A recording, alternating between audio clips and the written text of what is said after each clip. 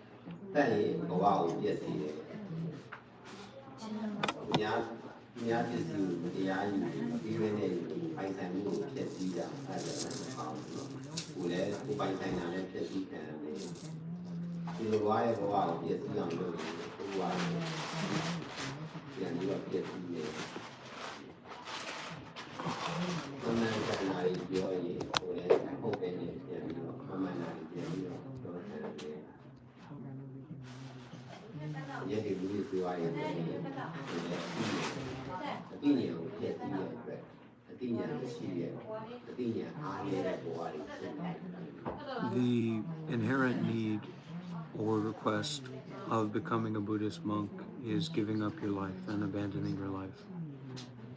So to the degree that you're willing to at least experiment with abandoning your life, there is a chance to ordain.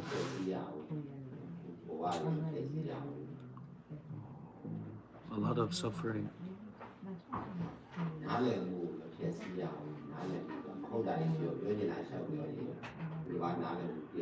and a lack of interest or intention in being a businessman or in having my own personal materialistic life. So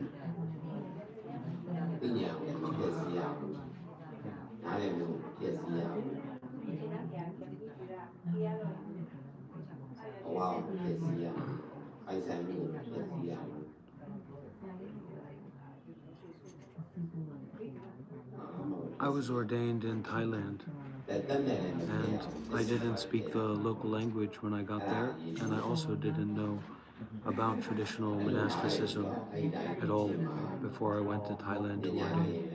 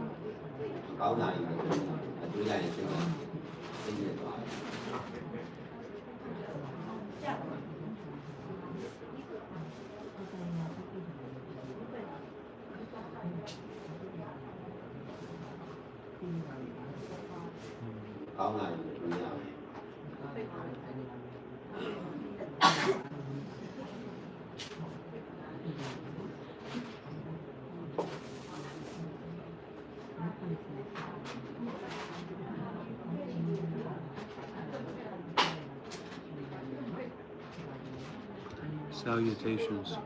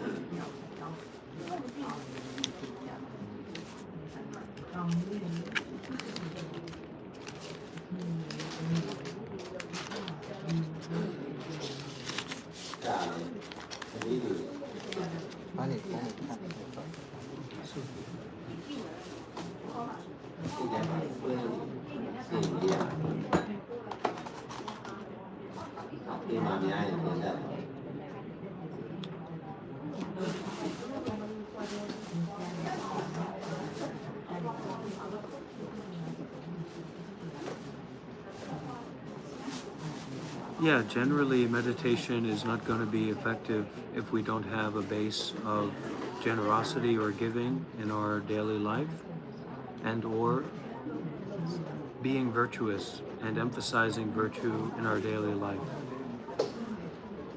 When I started, I didn't really have a basis in generosity or virtue, but I was able to go and live at a meditation center with a community, so I was kind of forced to meditate, and then I learned about giving and I learned about virtue through that sustained practice living in community. But if you don't have that, then you should try to give a lot more in terms of volunteering, in terms of donating, in terms of service. Try to find some meditation center near you. Try to get involved in doing good deeds more.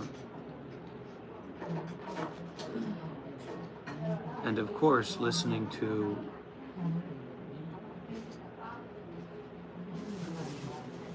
that will help a lot.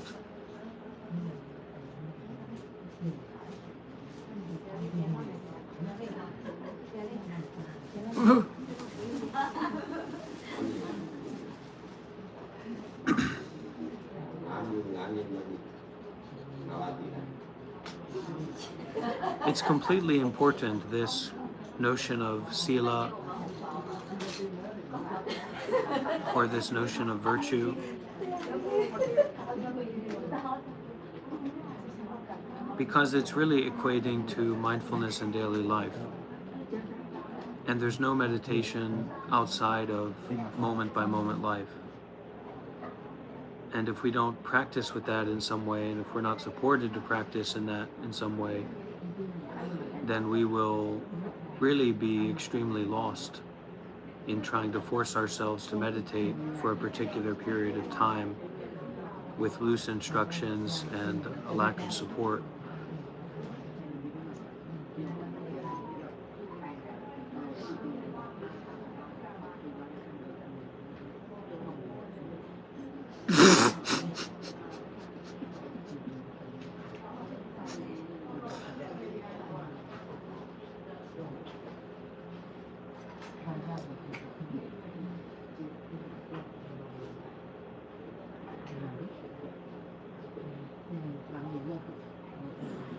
I recommend loving kindness and also compassion, but still you're going to run into similar issues if you don't develop a foundation of giving and virtue in daily life, and then getting concerned with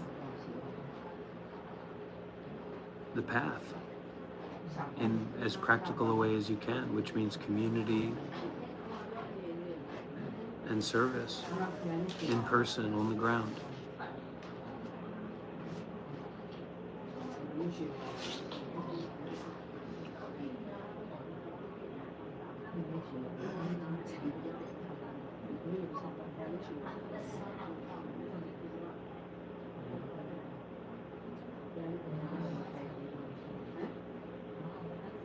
The basic principle in terms of levels of attainment is that you can determine basically if someone is lower than you,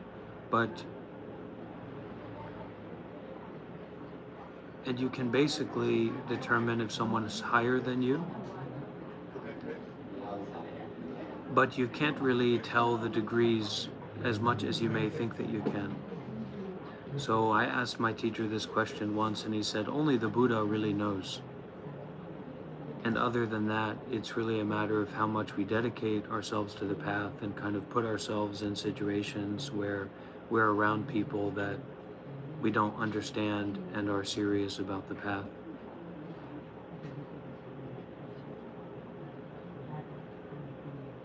When you become a Buddhist monk, you get a new name, you get a fresh name. Can anyone translate this? Anyone know what this says?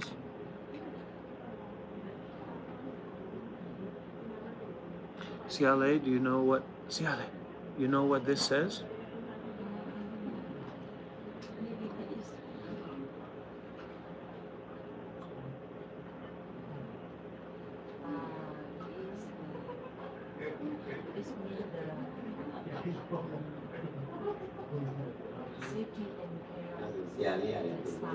Safety and care.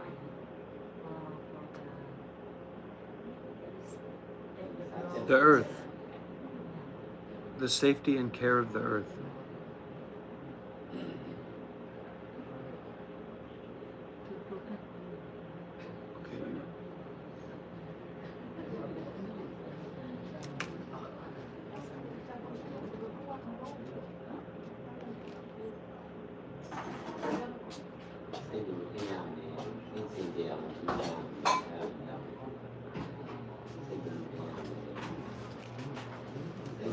When I was 20, I found the Buddhism. I went to live at the temple when I was 20 years old.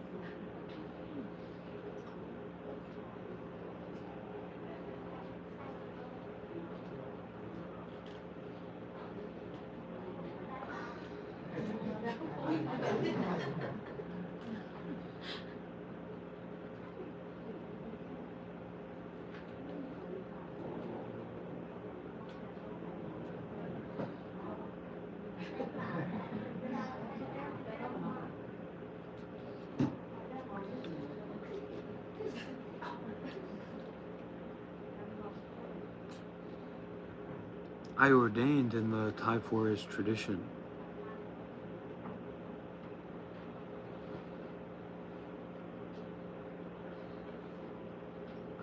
But it's really something that I didn't plan or make arrangements for. It just happened naturally. Meaning that I had no idea what traditional Buddhism was like, and I had no idea what it would mean to be a monk. I just showed up in Thailand and I had the aspiration to abandon my life and become a monk, so I connected with monks until that happened, and it didn't take long. After that, after ordaining and learning to wear the robe and learning the basics of the culture, really I had to search for a meditation master, because at the temple I ordained at, there wasn't a meditation master available, and they could barely speak English, so I had to kind of figure it out as I went along. Luckily, the year after I ordained in Thailand, I found my main teacher.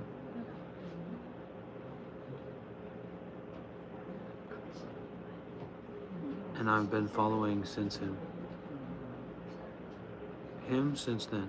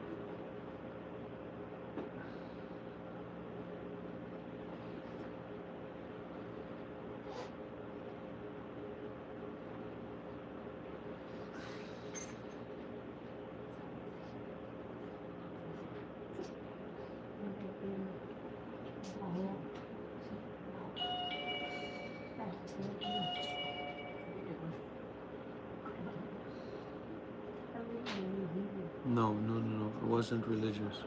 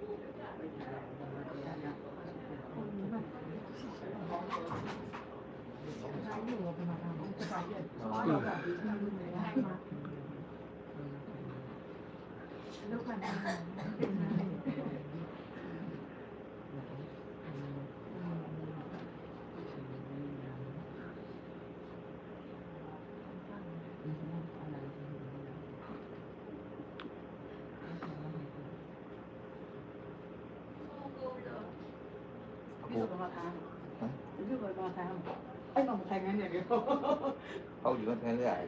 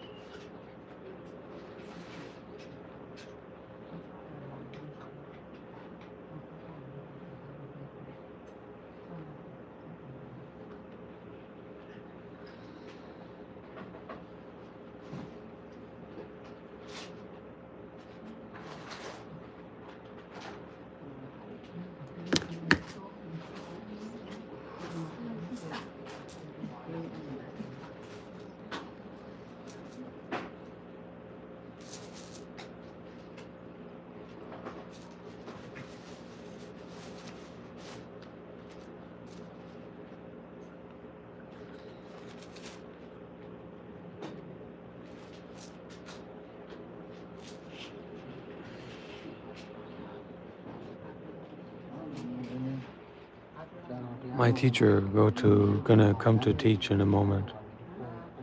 Sit in the throne. I'm gonna move over there, so you can take this anywhere you like. You can take anywhere you like.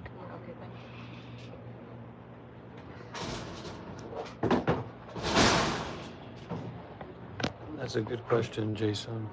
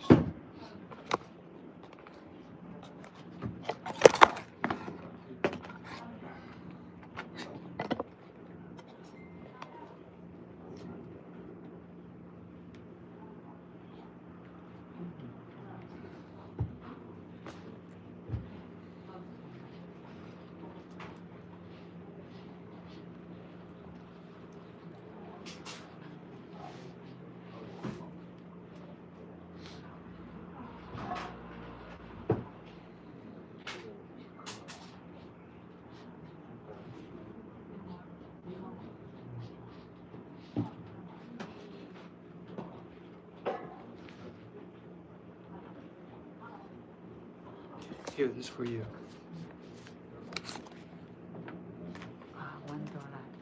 $2, huh?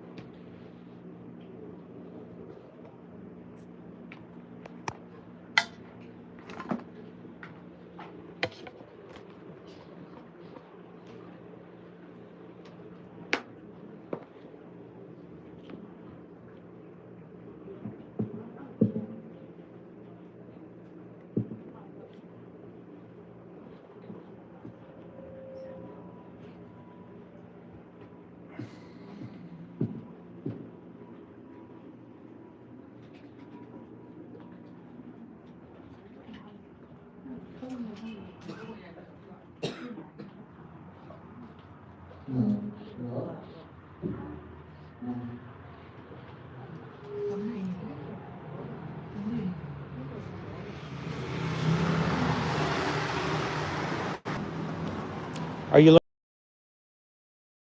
TOEFL? Mangalaba? Mangalaba. Pishwin baze. Kankao baze. Ni hao. Ami TOEFL. Ami TOEFL. Ami TOEFL. Ami TOEFL. Ami TOEFL. Ami TOEFL. Ami TOEFL. Ami TOEFL. Ami TOEFL.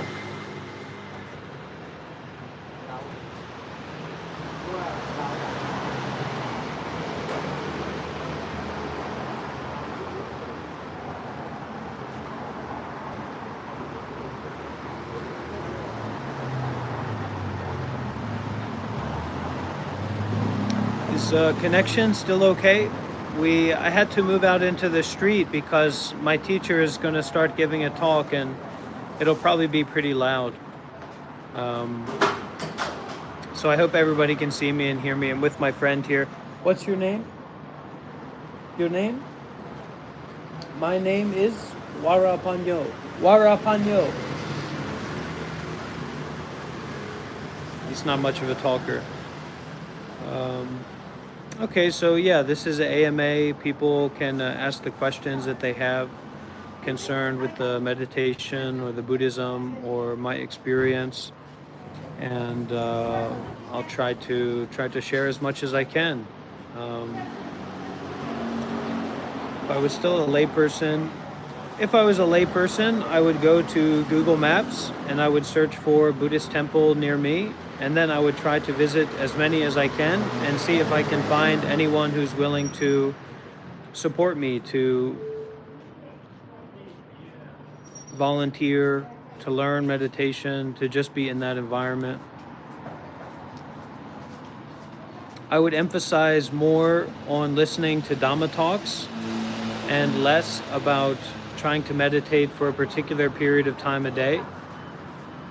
But if it was a particular period of time a day, it would be something like 15 minutes in the morning, 15 minutes when I need a break.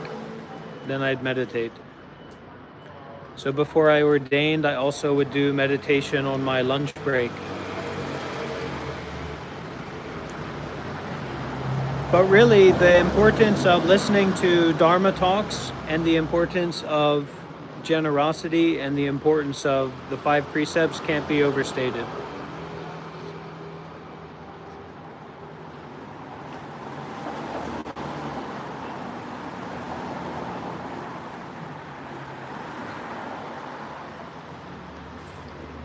Uh-oh.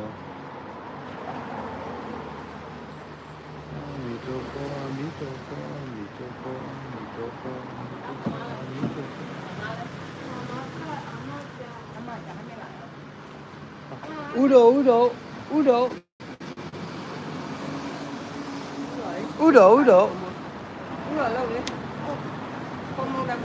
Oh, Udo.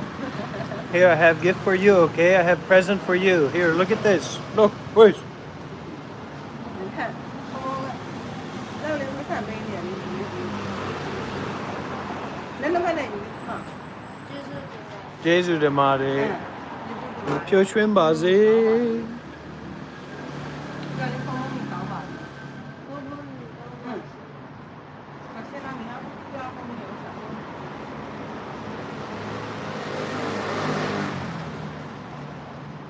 I think loving kindness is one of the best meditations that we can do if we have issues with suffering like PTSD or traumas. You can look into Venerable Kanda of the Anukampi Buddhist project.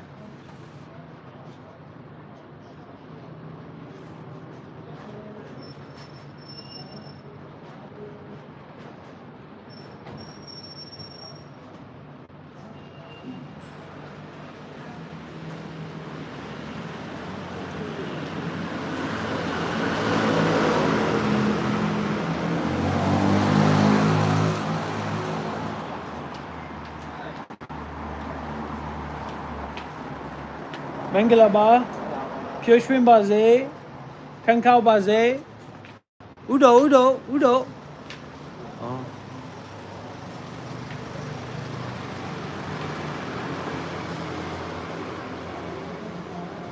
Ni hao. Yeah. Wow.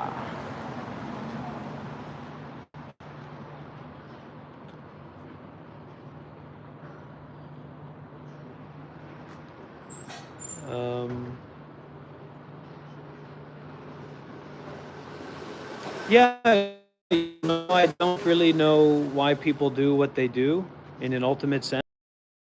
But I can say that most people have children not because they're ready to have children, but because of uncontrolled sexual desire.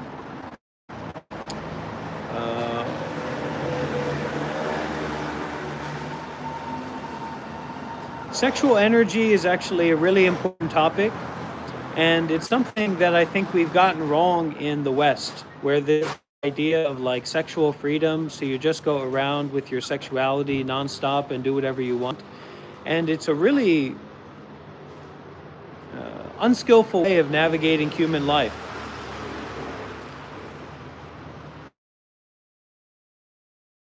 So regardless of what we do with our sexual energy, we should be very mindful, very careful, very demure, and not just go around having sex with everyone. You know, that's not a good idea.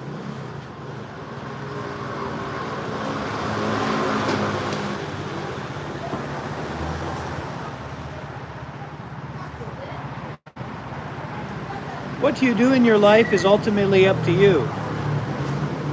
Most people can't become monks, and that's okay.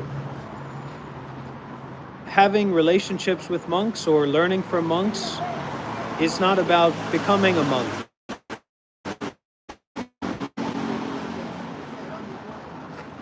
More about generosity and relationships that are based on that rather than interpersonal thoughts.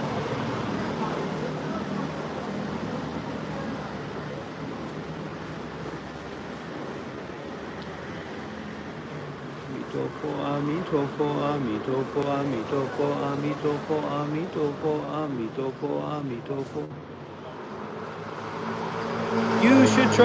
You should try to be at peace with yourself. That's the best idea.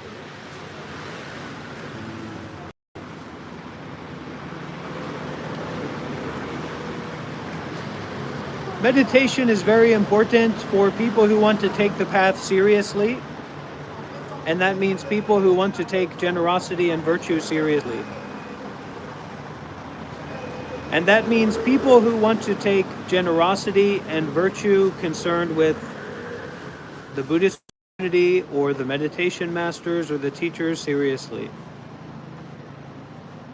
And really the level of practice as a whole in America and at meditation centers in America is not particularly high. So you may start there, but you may have to be willing to go outside of America to get higher training.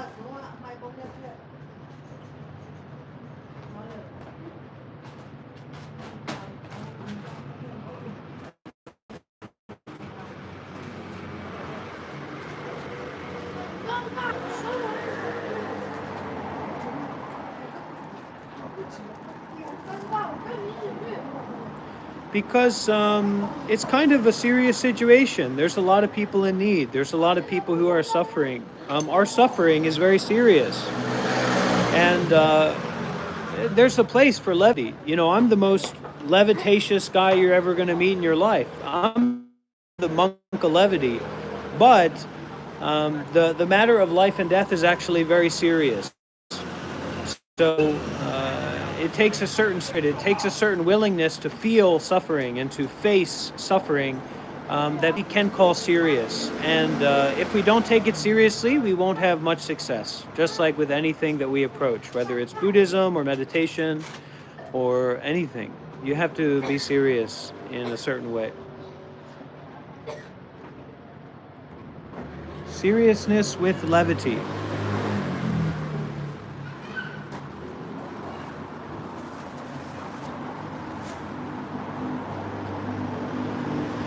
And intensity as well. We have to be open to a little bit of intensity in our practice, in our experience, because a lot of life is intense. You know, your living room may be quite lovely and comfortable, but your living room is just one part of the entire universe. And the Buddhist practice or the higher meditation practice is to open us up to everything, not just one aspect or one element. How's our connection going? Is our connection stable?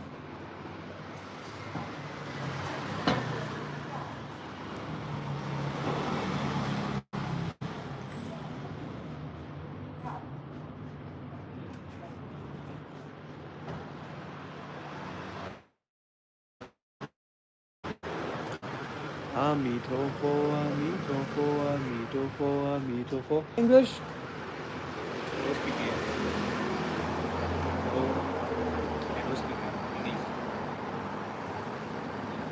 Kaunde. Kesa Mashibabu. Kesa Mashibabu. Oh, Jesuba. Jesu Demade.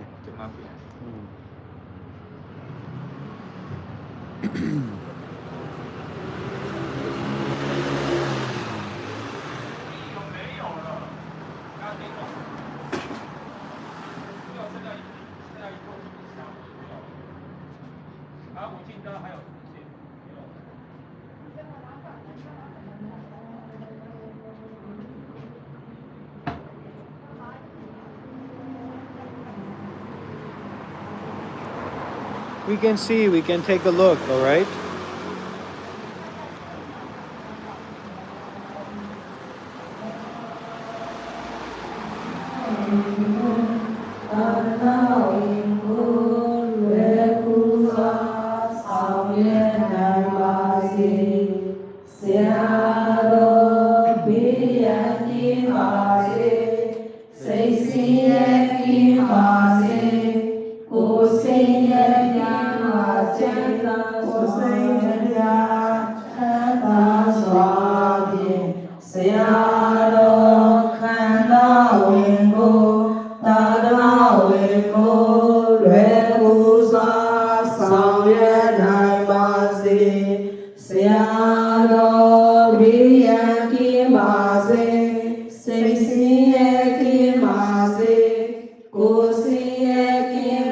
စေကိုယ်စိတ်နှပြချမ်းသာစွာဖြင့်ဆရာတော်ခန္ဓာဝင်ကိုသာသနာဝင်ကိုလွယ်ကူစွာဆောင်ရွက်နိုင်ပါစေဆရာတော်တတ်တော်ရာကျော်ရှိပါစေဆရာတော်တတ်တော်ရာကျော်ရှိပါစေဆရာတော်တတ်တော်ရာကျော်ရှိပါစေတာရုတာရုတာရု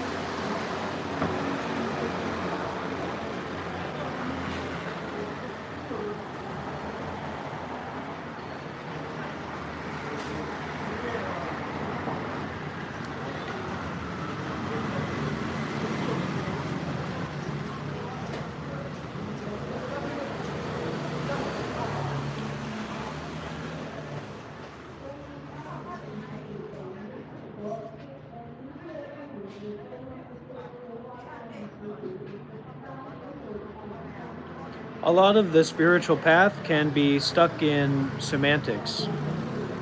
So to get out of semantics, you have to go and show up. So if you follow Eckhart Tolle, I guess you'll need to join a retreat, or you'll need to connect with someone who has had success with that method.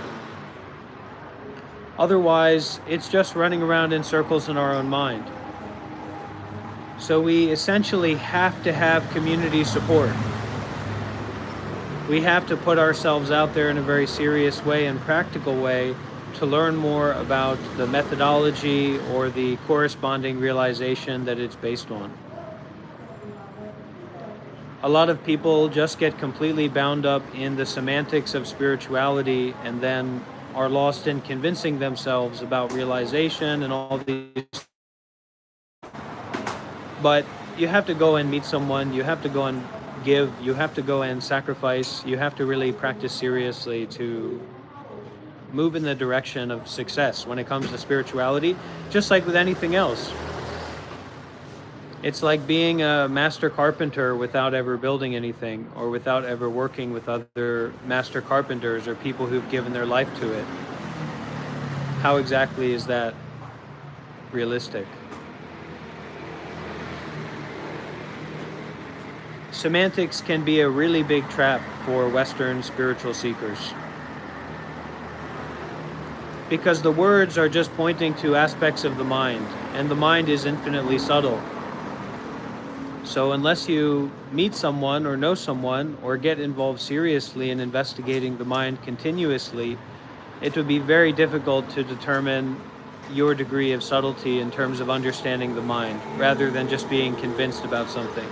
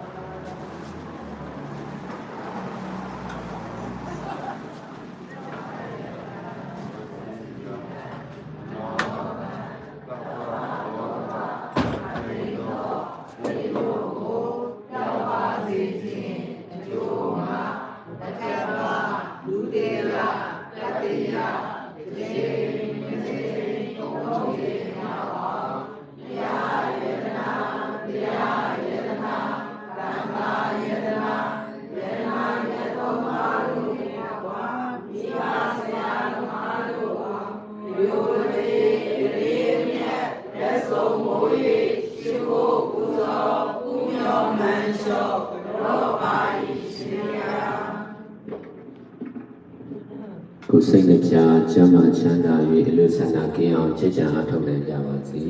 တော်ဘုရားပေးတဲ့ဆုနဲ့ပြည့်ပါစေရှင်ဗျာ ရှိပါသေးတယ်နော်ဟမ်ဘန္ဒီ ဟမ်ဘန္တိ တိတရဏီနာတဟသင်္ကသမနာကတံဥဘောတထတိလံမယာစာမိနောဂံကတဝါတိလံတိထဒ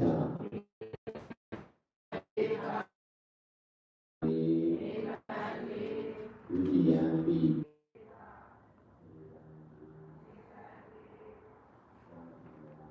Still connected, okay?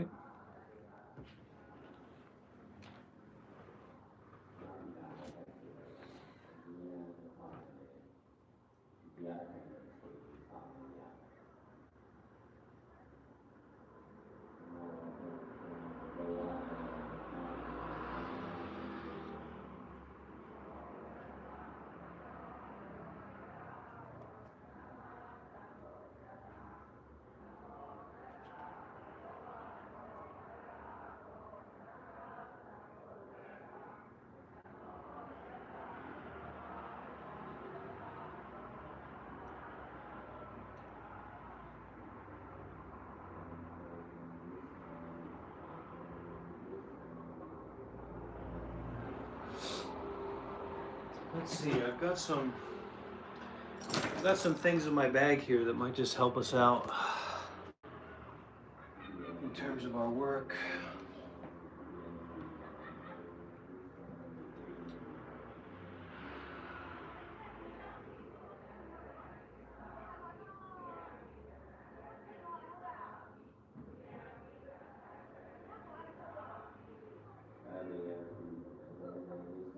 Good. Yes. And Shelley, I hope you're working on your Burmese. I know I'm not, but I'm working on my Dhamma, so that's the most important language that we can do. See what here's in Bhante's bag of tricks.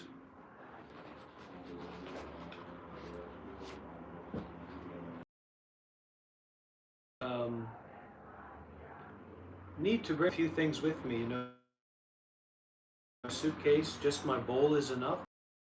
But it's good when doing the social works, and you know, sometimes we're invited different places, and it's not really necessary to stink at that time.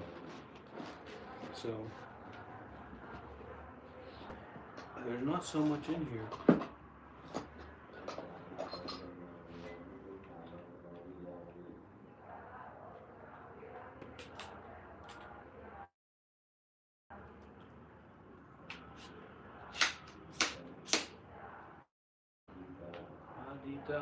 Isuka.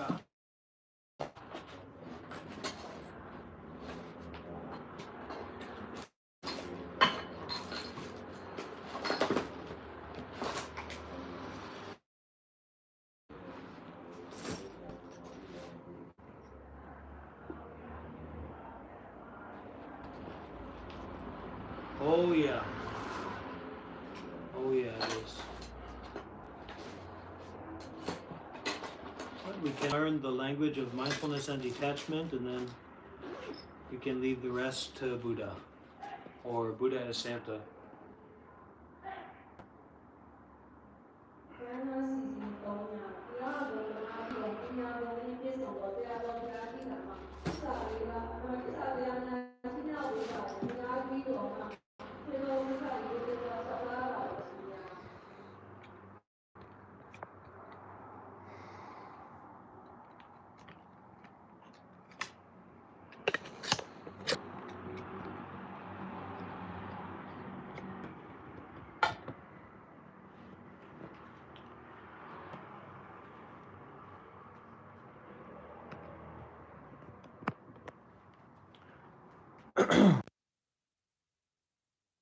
We're all trying to do our best, so we just be open to doing our best and relax and release whole body and mind, and that's the wisdom for the world.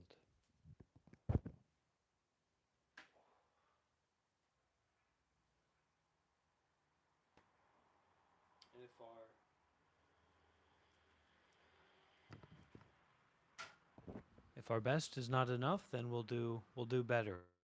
It might take a little bit of time, so be patient.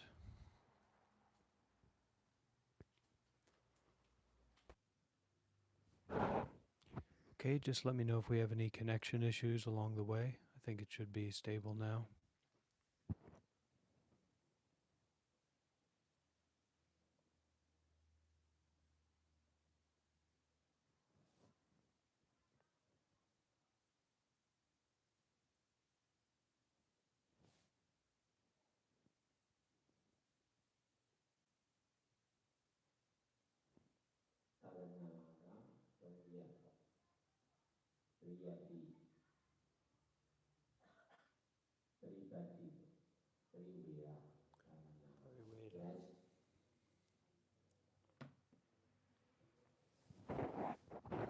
And one of the most important things that we have to cultivate and value is patience.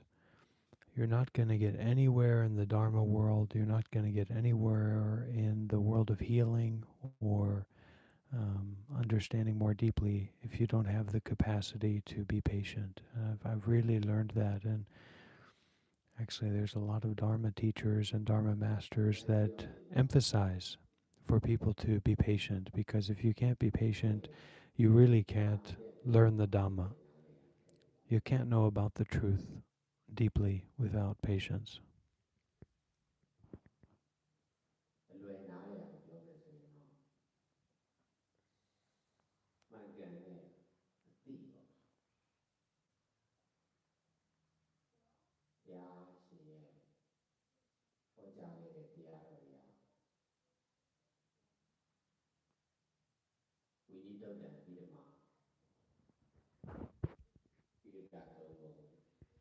Yeah, and in terms of the direct experience of what already is, that's great and that's true, and that's a kind of direct pointing. It's good. But we have to be mindful enough in our daily life to actually be able to determine how accurate our understanding or experience of that is, because you can never underestimate the capacity to convince yourself of something. And being aware of the true nature or original nature or what is already has nothing to do with being convinced about anything at all. If anything, it's an active process of deconvincing.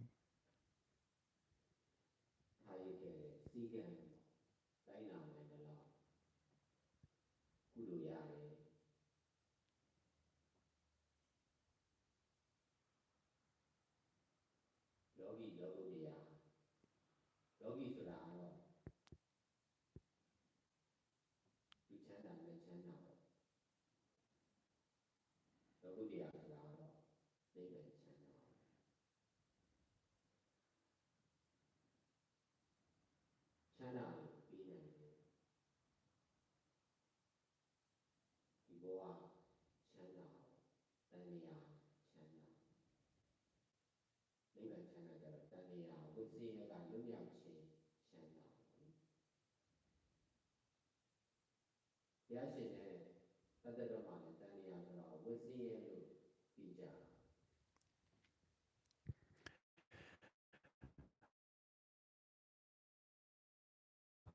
I and I stayed there for a year.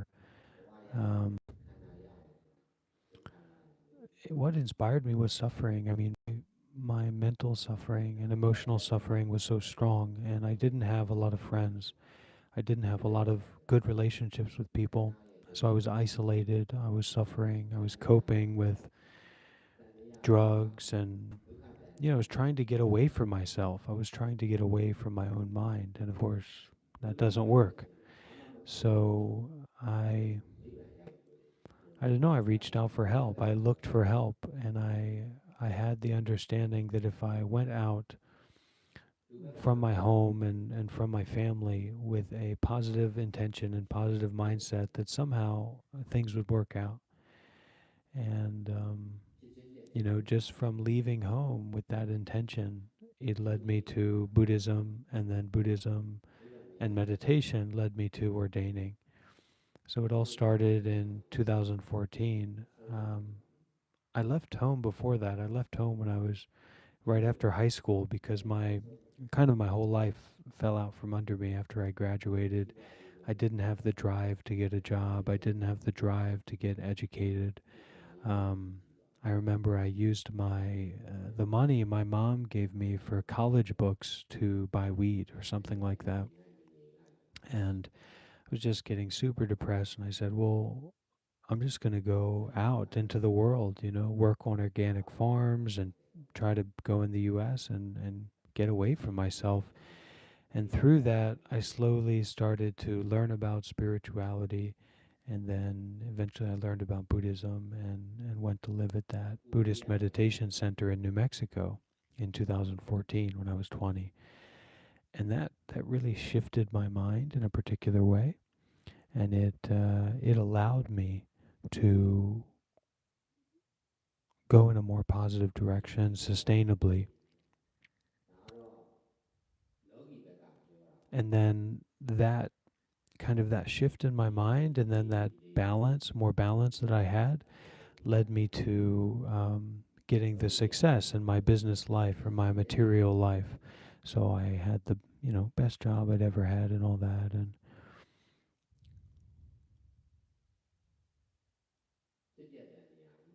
and I abandoned my life at my peak of success and made my way to Thailand to ordain in 2018.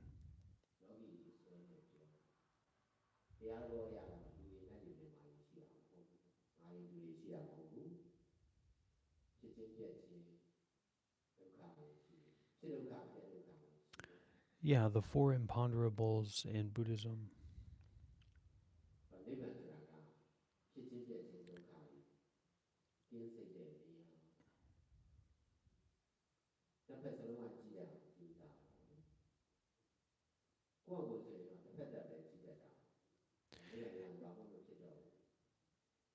It's basically things that we're curious about, such as like the beginning of the universe, that aren't going to bring any benefit for us to contemplate about. So people would come to the Buddha and say, what was the origin of the universe, or does the universe have a beginning, or things like that. And he would say, look, this isn't worthwhile to think about. It doesn't really matter. It's not going to lead you to the freedom from suffering. So just drop thinking about that. And it kind of connects into how non-practical, complicated thoughts are basically delusions. And that if we look at our life, we may find that most of our thoughts are non-practical and complicated, and that most of our self-experience and our life is based in delusions. And, for me, that was a very strong experience of delusional, non-practical, complicated thinking. And it led me to seek a way out, and led me to Buddhism and becoming a monk.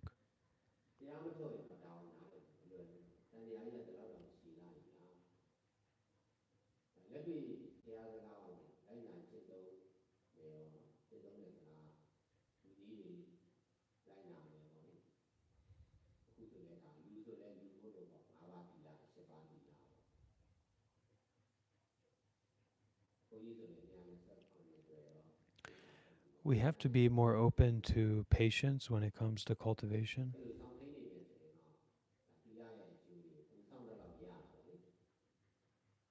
Because what we're kind of doing is developing our concentration so that we can go deeper and deeper into the mind. But we have to meet that concentration with relaxation. And it has to have a quality of consistency to it. So we have to bring mindfulness into our normal, ordinary, everyday life. And we also have to give the quality of the willingness to give up and the action of giving up that which we are attached to. So that's where generosity comes in our everyday life. And then from the Buddhist perspective, we say, okay, you should definitely be generous and you should definitely be virtuous for sure. And if you do that concerned with the Buddha, the Dhamma, and the Sangha, that's even better because it's getting you connected and affiliated with the wisdom path. So try to watch out for that sense of clinging or seeking in meditation because you won't get through that until you are willing to not frustrate yourself trying to get something out of meditation.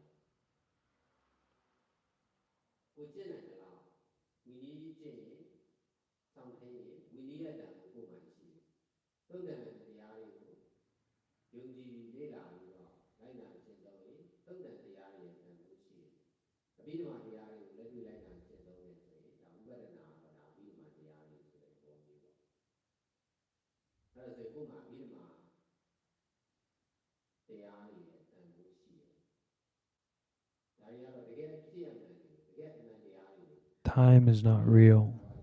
There's no such thing as time.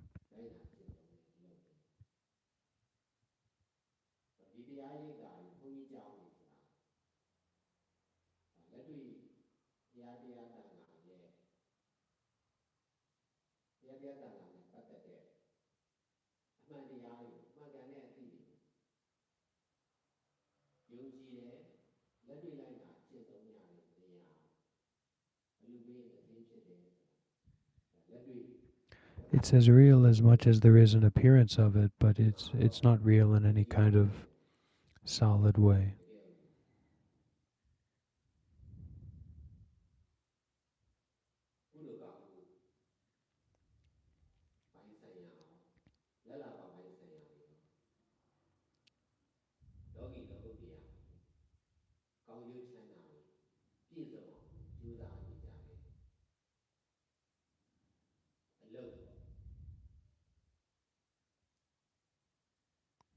My teacher is teaching downstairs. လောကီလောကုတ္တရာချမ်းသာအောင်ချမ်းသာတွေရရှိအောင်ကြိုးစားနေကြပါဘူး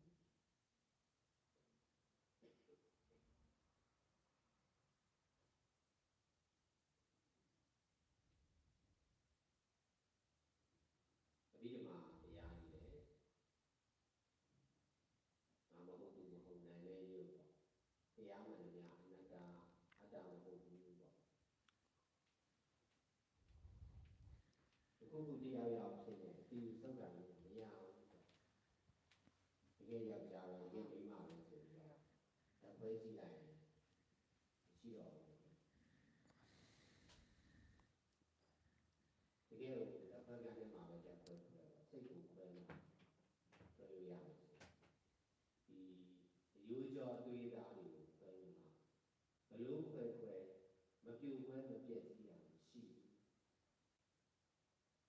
ဖြစ်ပြီးပြည့်နေတဲ့ထောက်ပြည့်ပြည့်စည်နေတဲ့သဘောတက်တဲ့တွေရှိတယ်ဖြစ်ဘူးလားဆိုတော့ဖြစ်တယ်ဘာဖြစ်တာလဲဆိုတော့ပြည့်စည်ခြင်းတွေမမြဲခြင်းတွေဖြစ်နေတာဆင်းရဲခြင်းဒုက္ခဖြစ်နေတာဆင်းရဲတက်တဲ့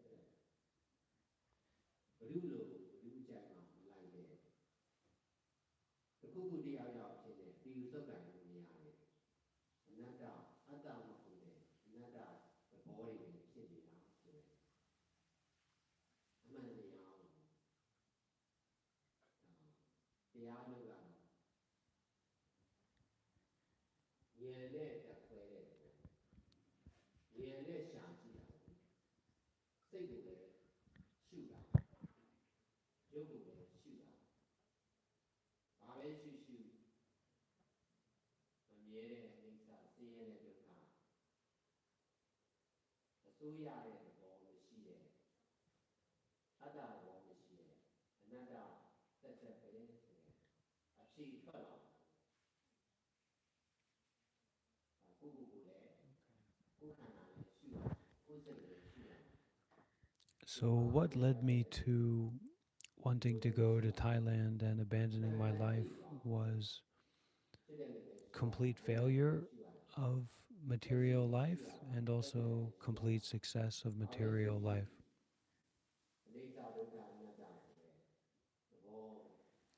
So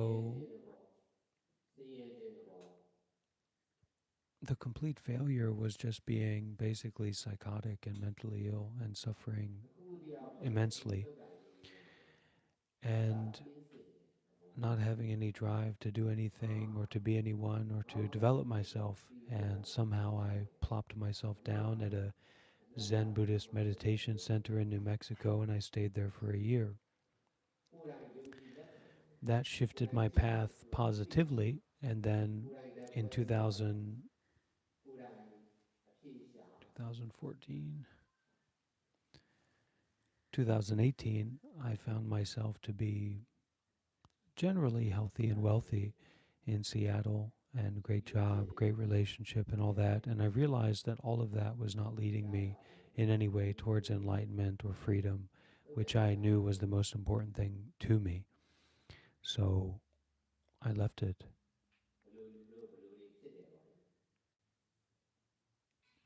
The biggest misconception is based in the degree of success that people think they can get without, to some degree or another, abandoning their life. And connected to that, seeking out high teachers in Buddhism, really. So a lot of people may not like to hear that, but when we talk about realization and development, most, meaning 99% of people, need a living teacher. They need to have direct relationship and exposure to that teacher, and they need to practice seriously in such a way that they've abandoned a lot and they've renounced a lot for a particular period of time at least.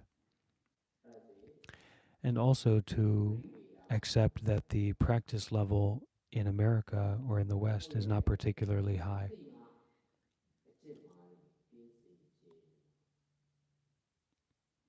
If I could make everyone in the world have one particular insight, then it would be the insight that there is no self, that we are all in this together, and that getting for ourselves is ridiculous, and that giving for everyone is perfect, so that we should all come together and focus on giving and sharing and caring and cooperating and protecting.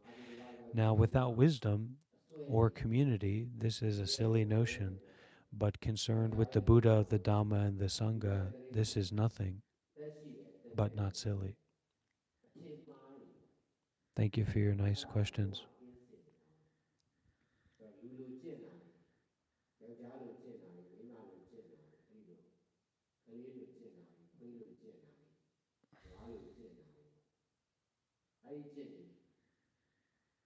အဲ့ဒီလိုစိတ်တွေပေါ့လူစိတ်တွေယောက်ျားစိတ်မိန်းမစိတ်ခွေးစိတ်ကြောင်စိတ်တွေပေါ့ဒီစိတ်တွေလုံးဝကင်းစင်သွားခြင်းကတော့ဒါပရိဝေဒသာသနာ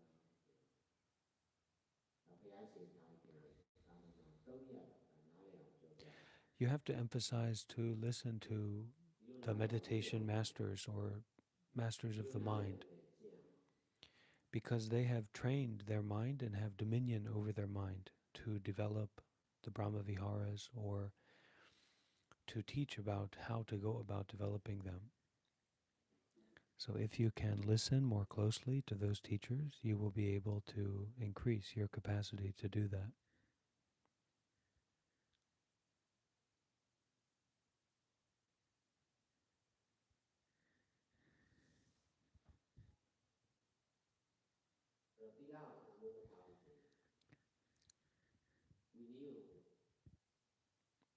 It's just that if we're primarily working for ourselves, it's difficult to stay inspired and engaged.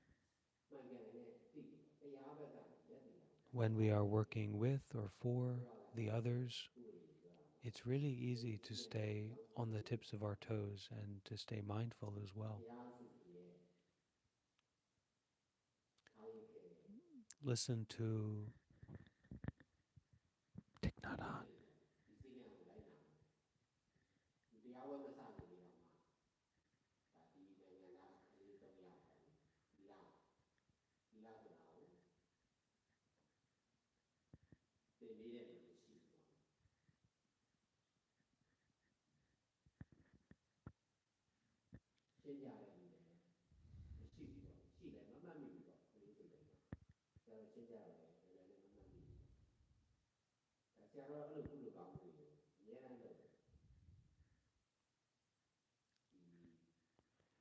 It's just semantics. Don't get caught up in wordplay.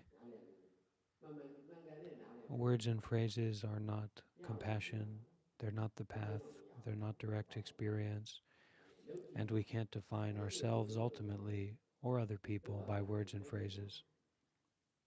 We should be defined by our actions, and those actions should be based in kindness, generosity, deep listening, deep understanding, and none of that relies on semantics.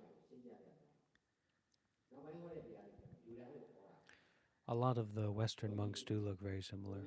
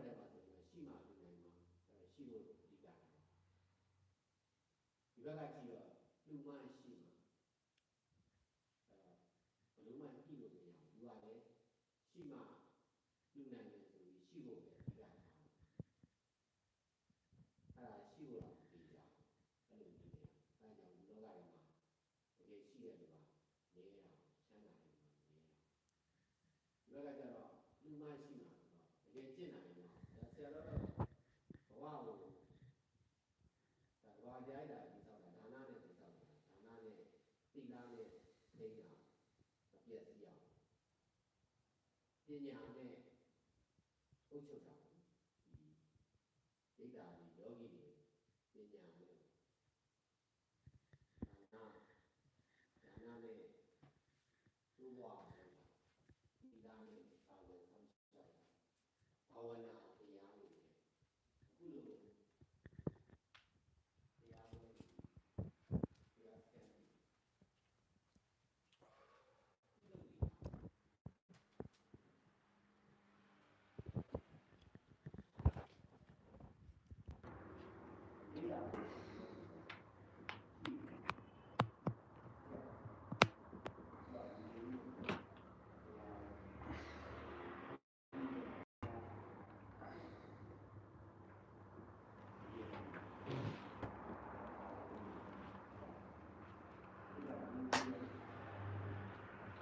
Please excuse me for a moment. I'm going to use the restroom.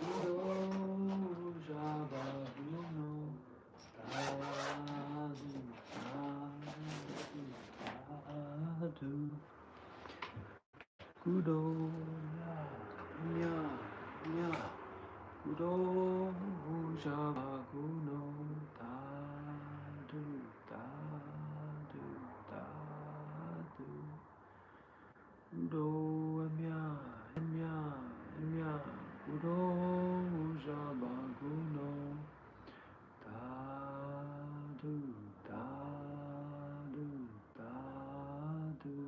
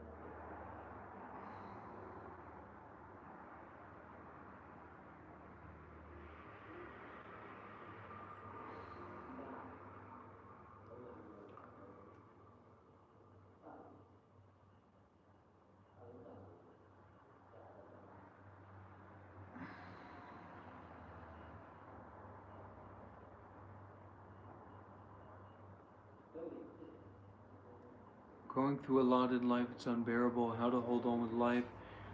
It's a simple one, you know, it's patience. And we have to be willing to abandon. We have to be willing to step out.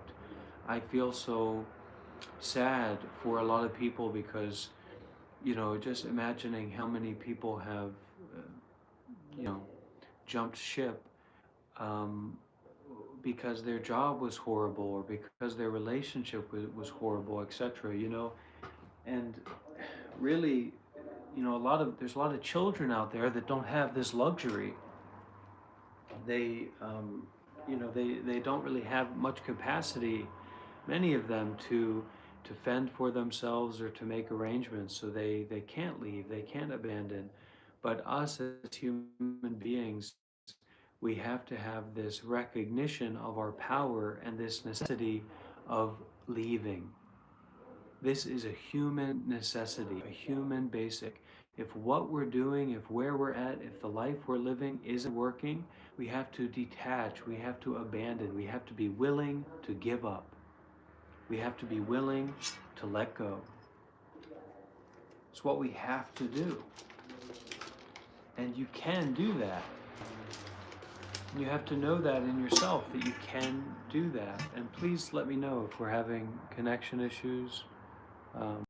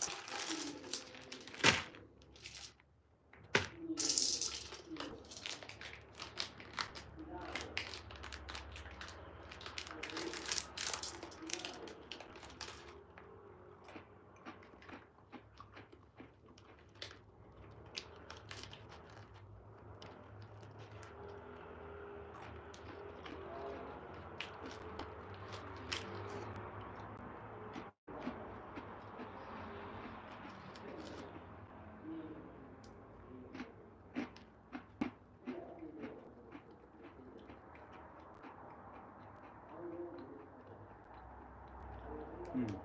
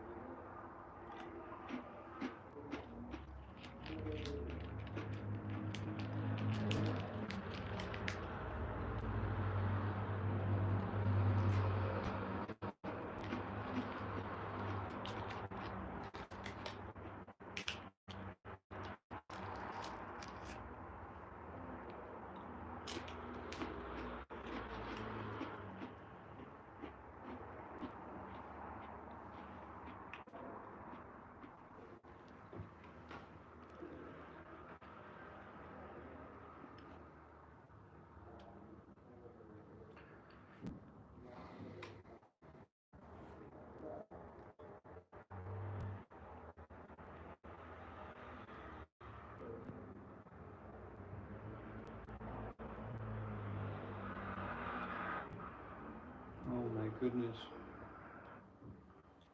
Connection not stable,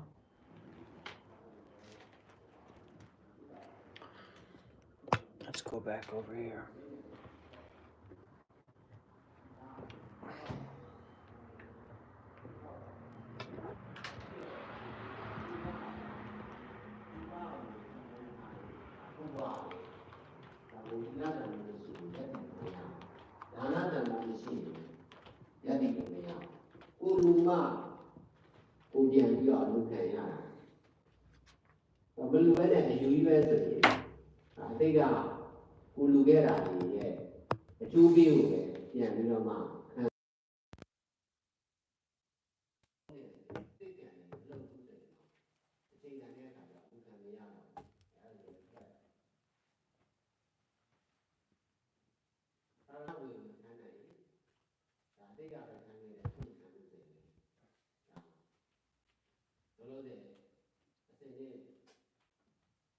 ဒီလိုစားလို့ရတယ်ဆိုရင်တော့ကံကုန်ဝိုင်းဖတ်သွားတယ်သူ့ရဲ့စနစ်ကဒီတာဝနာတော်မှာကသူ့ရဲ့စနစ်ကဒီစနစ်ကမရှိရင်တရားဝါဒမရှိတော့ဘူးအာနာမကျန်တော့စောင့်ထိန်တာမပြောဘူးစောင့်ထိန်တာရှိတယ်ဒီလက်တွေပေါ်မှာစောင့်နေဖတ်တာလေတရားမှာဟုတ်တယ်တရားရှိသူ့ရဲ့ဘာဝအတိုင်းသိသိဆောင်ရှောက်တဲ့စနစ်တန်ရှင်းစနစ်ဆိုတာရှိပြီဒီလိုမှလည်းတွေ့တယ်ဒီလိုတန်ရှင်းတဲ့စနစ်ကရှိပြီဘုန်းကြီးအိမ်မှာလည်းတွေ့တယ်တန်ရှင်းတဲ့စနစ်ကရှိပြီဘယ်လိုတော့ပြီးတော့လုပ်ပြီးမှဒီလိုလုပ်တာလည်းသူ့စနစ်ကလည်းရှိပြီ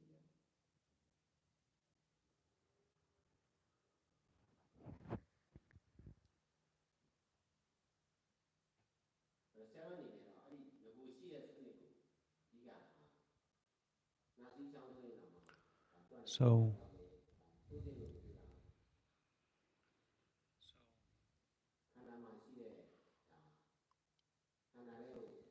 yeah, we just have to be very patient with suffering and be willing to feel suffering as well, because it's temporary, it's not permanent, and you don't have to be afraid of suffering.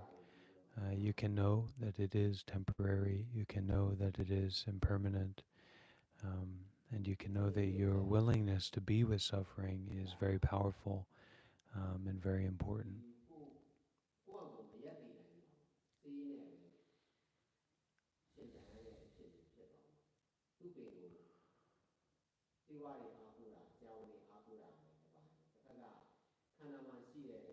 It is a difficult path, not just for you, and not to kind of call you out or something, but there is suffering, and the more aware that someone is of suffering, the more that there's a chance to transform that and to heal that. So somehow, in being aware of that suffering is actually a good sign. Because if you're aware of it, you can release and relax it. You can embrace it with kindness. You can endure it. You can make a friend of your suffering. You can show love to your suffering. You can show kindness to your suffering. And actually, it's not your suffering. It's just suffering. And it's the nature of this reality. It's the nature of this world that there is suffering. So it's actually not personal at all. And in having faith in that, we can actually release and relax a lot, that this suffering is not a personal problem, that it's not about you personally or me personally. Nothing is about anyone personally.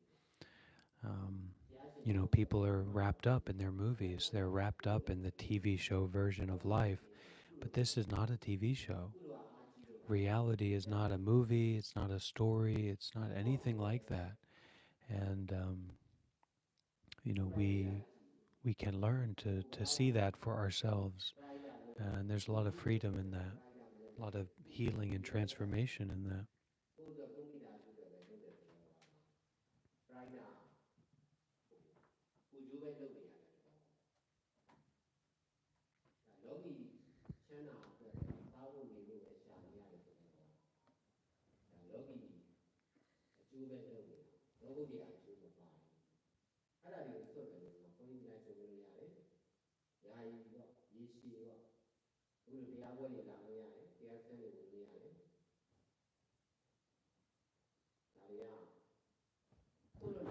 Someone just asked me if I'm on a world tour.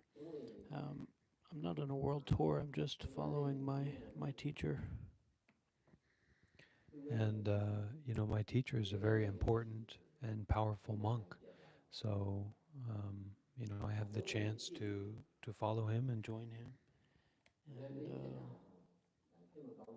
it's important. It's a part of my responsibility in my life as a young monk to stay close with my master and try to develop and, increase my Dhamma so that I can support the people here, the Western spiritual community, because really, I'll be honest, the level of dhammas in the West, the level of realization or practice in the West is not very high, even at many meditation centers. So, I take it as an aspiration to really be accessible and reachable by a large amount of Western people who are interested in spirituality, to kind of give them some gate, some open door, to actually increase their dhammas and their understandings concerned with the truth or freedom, if that's their interest. For most people, it's not actually their interest. It's just another thing to want, and then they think that they want that, but actually they don't, because there's a lot of things we have to give up, we have to let go of, we have to step back from to get that realization, which is actually something that is not about someone. So no one can get realization, no one can get enlightenment, and giving up these self notions and giving up these like false beliefs about being a person on a path is very difficult. And if you're not willing to abandon your life, you're never going to get that, because you can't get that. And if you can't give up your life, well, you definitely can't get the realization of not someone, no life, no place, no time. And we work at a lot of different levels. Hi, Hans.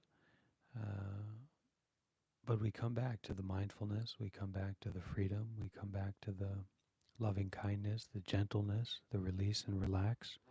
And we can really take refuge in that. Um, I'm getting the experience of that in my own life. Whether people like it or not, it's not about liking or disliking. It's not about agreeing. It's not about having an opinion. Uh,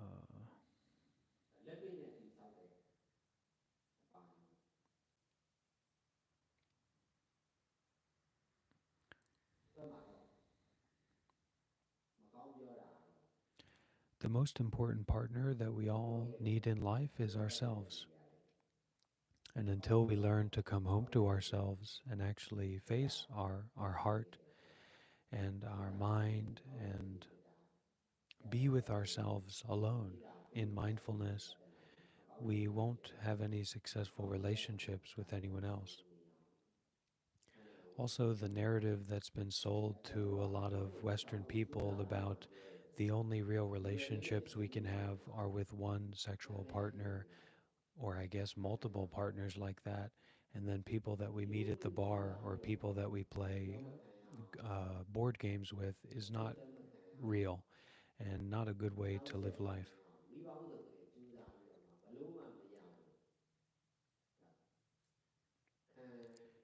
The spiritual path is not about letting go of all social needs. I'm more socially connected than I've ever been in my entire life.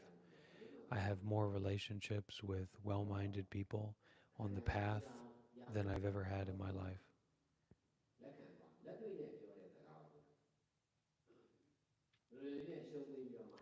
Most monks do not live in solitude. In fact, something like definitely less than 10% of monks, or less than 5% of monks, live in solitude out of a million or so.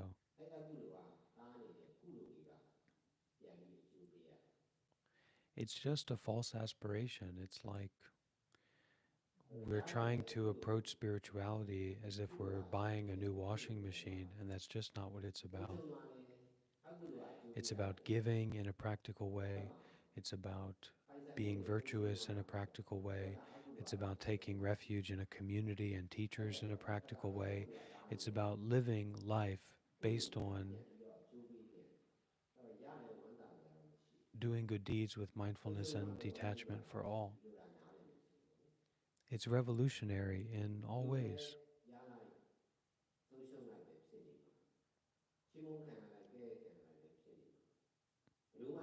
Most people are really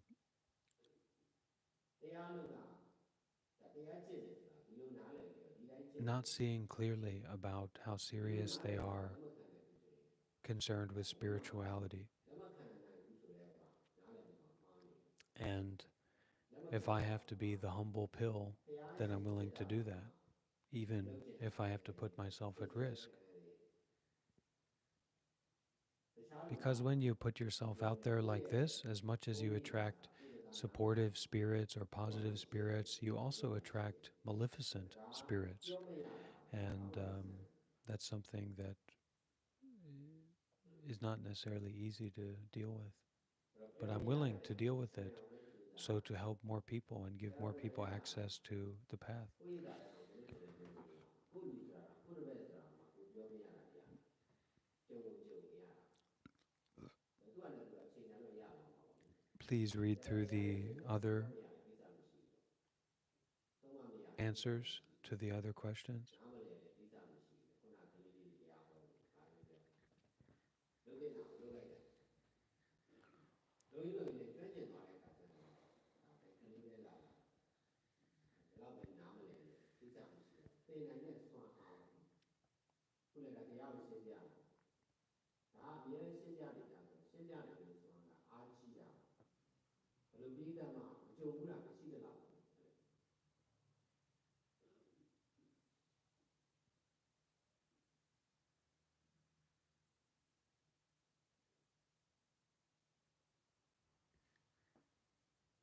ချိန်ကြီးအများကြီးပေးဆက်ပြီးတော့မှ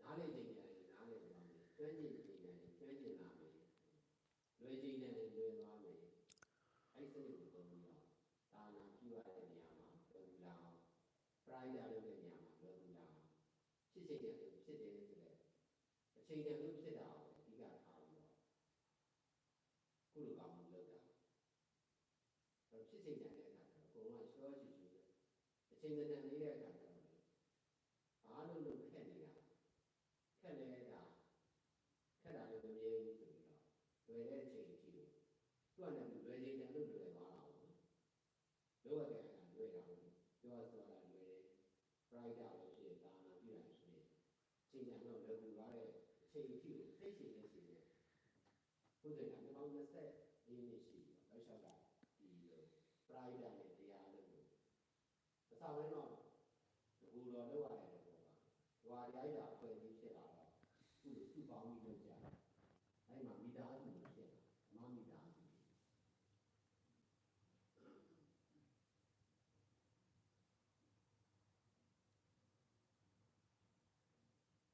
ရေနံနေဆိုတော့တနိုင်ငံလုံးအစ်စ်ဖြစ်သွား။ရေနံမှာမြန်မာပြည်သိရှိတော့ရေနံနိုင်ငံသားလူချင်းလို့မတည့်ပါဘူး။မြန်မာတော့မစိုးဘူးပေါ့။အဲ့ဒါတွေရတယ် ဒါဆရာတော်နဲ့ကတော့တကယ်မိသားစုလိုဖြစ်သွားတရားအလုံးမှာမဟုတ်ဘူး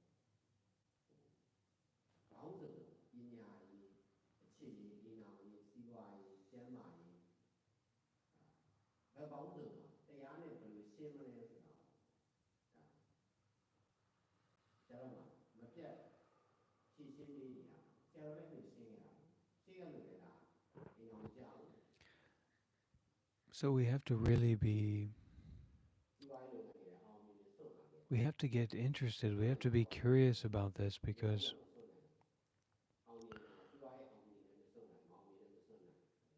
we're just not open enough to the unknown. You have to be open to the unknown. You have to be curious about the unknown. You have to stop putting everything that you see and everything that you hear into a box of judgment. Who are you to make all these judgments? So you actually stop judging and you stop believing that the stories and beliefs and complicated thoughts in your mind are somehow like the Word of God, right? And we really are like that, kind of as Americans. You know, we tend to think that our view, our idea, our thought is the Word of God. Oh, this is the way that it is. But you really don't know. And in approaching spiritual life, we have to become more connected with not knowing and not understanding. Only then can we deepen our knowing and deepen our understanding through direct experience, through generosity, through deep listening and deep looking. It's really surprising to me. I mean, there's been a lot of people who maybe haven't agreed with the way that I do things or have something to say about, the way that who I am or the way that I carry myself. And there's just so few,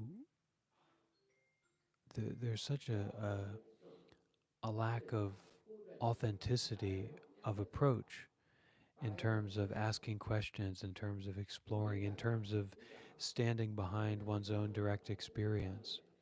A lot of people's direct experience is just in their thoughts. You have to detach from thoughts. You also have to detach from your experiences. But if you can't detach from your thoughts, if you can't see that thoughts are just like clouds in the sky, then you're constantly looking at clouds and seeing images and becoming psychotic all the time. And we actually have to learn how to give that up, to give that away, and to have a mind and to have a way of being that's more like the wide open sky, more like the blue sky. Really seeing, really being present for what we're interested in, what we're curious about. တရားတော်အထုတ်ကြတယ်ဒါနဲ့အစစ်မပြေဒါမြို့နာဆရာတော်စီကိုဆရာတော်ရဲ့အမေရိကတရားစခန်းကို9ရက်နေချိန်ပြီးတော့နှစ်ပတ်လောက်ပဲတရားထုတ်လိုက်တာနဲ့စိတ်ထားတတ်တယ်အဲ့ဒါမှာဘုရားတော်ဒါ We're lazy and we're selfish and greedy and frustrated and delusional. And until you can say, look, I'm an angry, greedy, basically psychotic monster, you can't go anywhere on the path. You can't cultivate, you can't give, you can't be vulnerable with children and with people who have a different experience than you. Everyone that has a different experience than you is a threat until you can recognize this greediness, this frustration, this non-practical, complicated thinking that holds dominion over your life. You have to stop. You have to abandon this self-importance that you have. And you have to forgive yourself as well in that process. It's not about beating yourself up. But that pride is just out of control for so many people. And it means that they're not reasonable and they're not able or willing to communicate.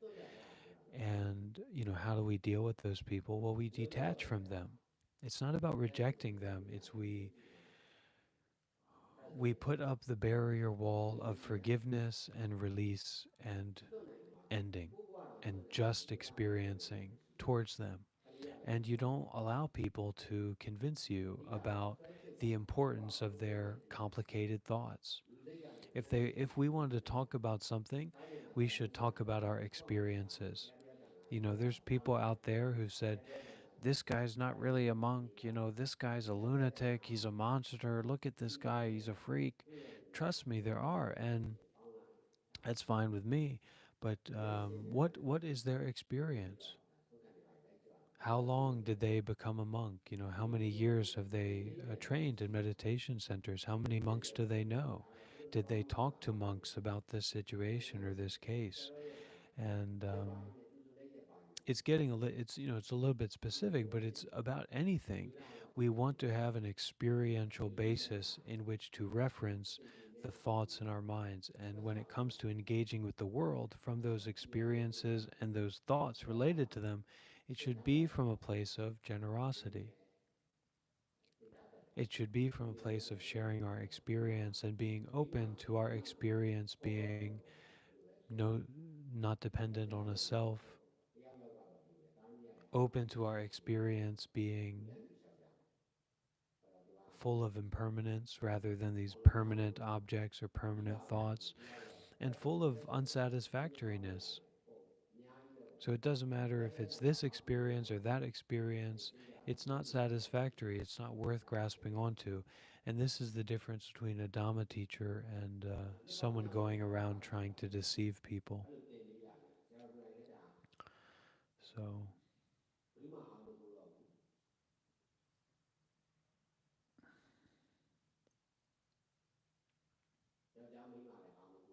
တရားပဲအားကိုးတော့မယ်ဆိုပြီးတော့အောင်မြင်နေတဲ့လောကကြီးကထွက်လာခဲ့တာ We have to be patient and kind and open, and don't take yourself too seriously. ဒါသင်မှများတော့ကျွမ်းကျင်တာအခုဒါတူးလည်းမဟုတ် You should be serious, but you shouldn't take yourself too seriously, သူကအရင်ကြာ because there is no self. ဘယ်လိုလုပ်ရမလဲဆိုတဲ့သဘောတရားဘယ်လိုလုပ်ရင် There is no someone. ဆိုတာကောင်းကောင်းသဘောပေါက် There is no character of you in the movie of your life. That's not true or real. And what is that for? And what is that pointing for? Release and relax the whole body and mind. Come back home. You don't need the McDonald's or the Burger King or the In-N-Out, or there's tons of nice restaurants on the streets here in Taiwan.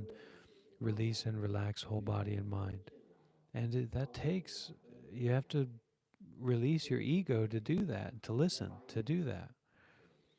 Because the ego or the self-frustration mechanism doesn't want to do that. ကျမ်းမာရေးကောင်းတော့မှမဟုတ်မကျမ်းမာလည်းနားလည်နိုင်ပြီကျမ်းမာတာမကျမ်းမာတာ The ego or the self is the most important, most right, most powerful, most true person in the world. But actually, that person is no person. ဆွဲလန်းမှုကဒုက္ခဖြစ်စေ That person is not someone. ဒီဒုက္ခဖြစ်စေတဲ့အကြောင်းတရားကိုဆွဲချလိုက်နိုင်တယ်ဆိုရင်ချမ်းသာခြင်းချမ်းသာကျမ်းမာခြင်းကျမ်းမာ We have to be open with carefulness. And we can't expect from the others. We can't expect the others to meet our needs. We have to meet the needs of the others. And then the world will meet our needs. ဒီဆွဲလန်းမှုကမဖြစ်အောင်တားတာဆိုတော့ဒီဆွဲကိုဖြုတ်နိုင်ရင်ကြောင်ဖြစ်ခြင်းဖြစ်မယ်အဆိုတော့ဖြစ်ခြင်းဖြစ်မယ်ဆရာမဖြစ်ခြင်းဖြစ်တယ်ရှင်းရှင်းလေးပဲဒါမှမဒီလောကီကိုပယ်ရမှာမဟုတ်ကလေးတွေကတော့ဒါဘလို့တရားလို့နေမှာဒါပေမဲ့တရားမလို့ခြင်းလည်းကိုဖြစ်နေတာဖြစ်ပေါ်လွယ်ပါဆရာတော်လည်းဒါငရေရကြီးလာတယ်ဖြစ်ပါလွယ်အများစုကဖြစ်နေတာမူလာတန်းကျောင်းသားတရားမှာ50တောင်မှဝယ်ရပြီလွယ်ပါလောကီမှာ You shouldn't emphasize studying sutras, and you shouldn't emphasize quote-unquote perfect practice. If you need to emphasize anything in that kind of style that you're describing here, you should emphasize listening to Dharma talks. And before you can listen to Dharma talks, you'll have to emphasize finding authoritative Dharma teachers. Don't be sectarian in that either. And as you identify Dharma teachers and more Dharma teachers, you should try to open up a bridge of connection with one or a few of them. This is very, very important.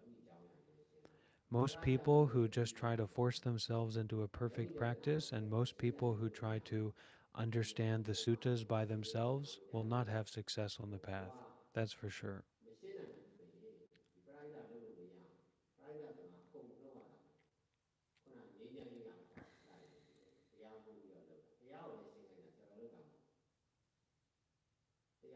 Yeah, compassion is mindfulness with a wish or with the consideration or with the care for that suffering to end.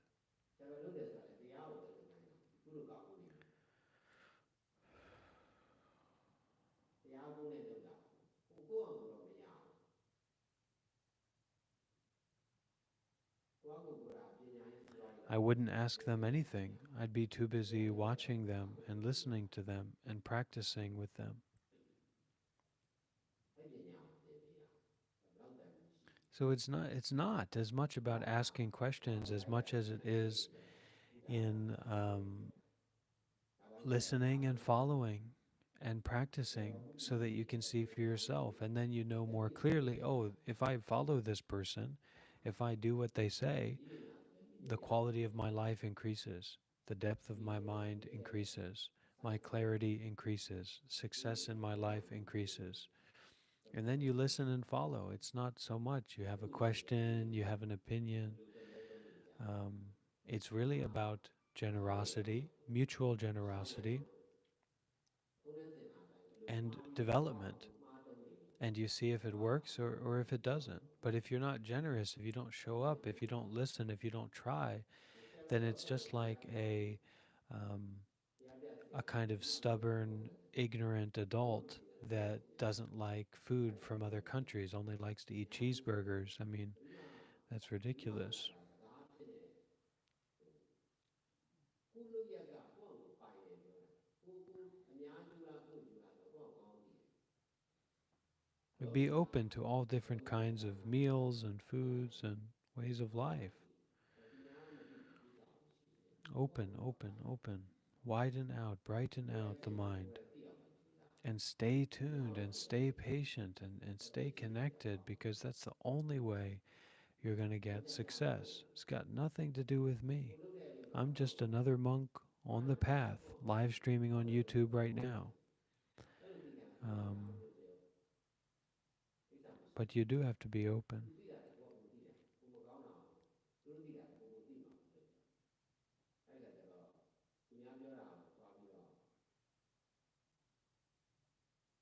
ခံစားနေကြအကြောင်းမရှိဘူးမသိတဲ့လူကလည်းခံစားကိုယ်ကြောင့်ကိုယ့်ကိုဘာမှမသိတဲ့လူကအများပြောရရတယ် It's not about appearances, not about what someone looks like or what someone sounds like. You have to listen to what they say and crack the shield of your greed to experience that transmission, that mind to mind transmission. It's not in the words, it's not in the sounds, it's mind to mind. It's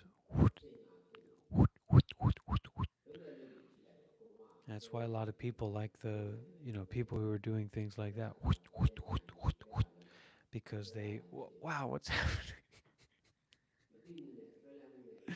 But that's just a parlor trick, Really, we want to listen to the Dhamma. We want to, real questions, good questions, have the quality of generosity, because you're not just asking some flippant thought in your mind. There's actually a corresponding experience of value in you that you're giving, that you're sharing, and that you're offering, and then you can be met back with that, you see. Um,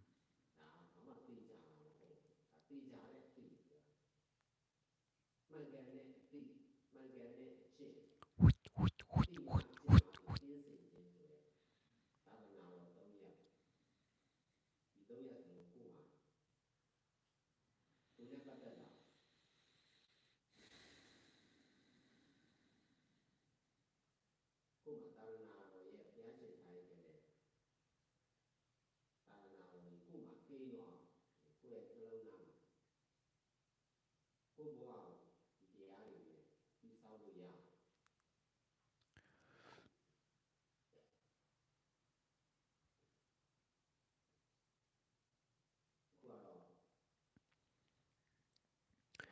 I missed one of the questions here. It got caught up. I don't know if you're still here, Hans.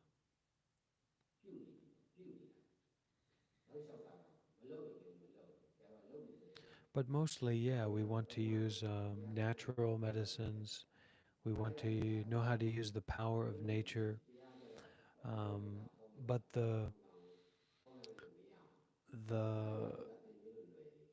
thing here is that it's actually, we've got a lot of stress in the body and in the mind, and a lot of striving and struggling without much release and relax. So what that means is that, people are stressed and worked up and kind of taking in a lot of toxins, mental and material, throughout the day. And then at night, they can't really rest because there's this constant sense of striving to get something that they'll never get.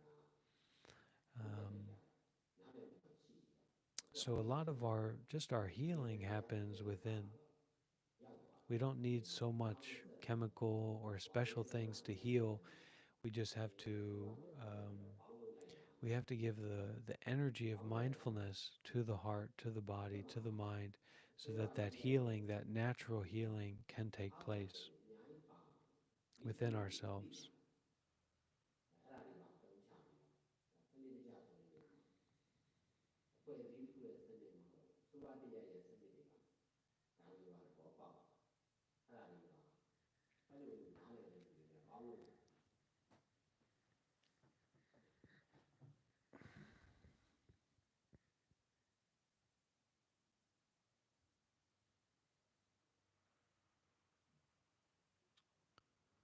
Taiwan မှာလည်းအိန္ဒိယနိုင်ငံလိုပဲမြန်မာပြည်မှာရှိတယ်အဲဒါကိုသုံးချမှုရအခွင့်အရေးတွေရှိတယ်မိတ်ဆက်တယ်ဆရာတော်ကမြန်မာနိုင်ငံမှာတော့ပြောကြမရှိဘူးနောက်ခုဒီနိုင်ငံနိုင်ငံအဲ့ဒါလည်းပို့ပြီးတော့လုပ်လို့ရတယ်နောက်အမေရိကနောက်နေ့ဆိုဩစတြေးလျလည်းဒီနိုင်ငံတွေရှိတော့မှလည်းဖြစ်ပါတယ်နောက်အိန္ဒိယလည်းနောက်လျှောက်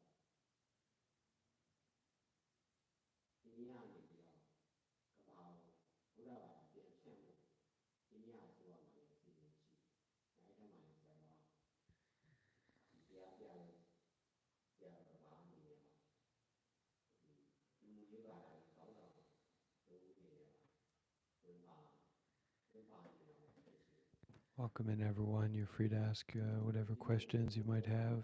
လောက်ရှောက်လို့ဖြစ်တော့တည်တည်တည်တည်တနိုင်ငံလူတိုင်းတာနေတယ်လို့ဖြစ်နေတာစိတ်ကူးတာမတွေ့ပါဘူးဖြစ်မှမသိပဲဖြစ်သွားအဲ့နိုင်ငံကိုရောက်တော့ဆရာတော်တခြားဥစ္စာကဆွတ်တယ်ဒီလိုကတော့ဆွတ်တယ်ဆိုတော့တော့ဘာလို့လဲသူကလည်းမလုံးနိုင်တဲ့လူကြီးပေါ်လာတဲ့အချိန်ဆိုရင်တော့ဆရာတော်ကတခြားဘက်ကိုလည်းတဲ့လို့ရတယ်ဟိုအဲ့ဒီလိုဖြစ်မှာဒီမှာပလိုက်တာကြီးကျယ်လုပ်လိုက်တယ်တရားပွဲတွေတရားဆန်းတွေတောက်လျှောက်ဖြစ်လာဖြစ်ပြီးတဲ့အချိန်ဒီမှာပြည့်လိုအပ်ချက်ရပလိုက်တာလို့ကြီးကျယ်လုပ်ပြရတဲ့အခါရာလုံးလေးလုပ်လိုက်တာခုမရဘူးဒီလိုရတယ်အဲ့ဒါကပလိုက်တာတော်လုပ်ပြီးတော့ကျတော့မှမခက်တော့ပလိုက်တာလုပ်တာကိုစပြိုးခဲ့ပြီးပါပြီပညာရေးစနစ်ဆိုရင်တရားစာလောကီ We don't have heating in this temple, but we have some blankets. And I also have extra robes, so if it gets too cold, I just add on extra robes. It's basically like a big blanket. But we have blankets here, so.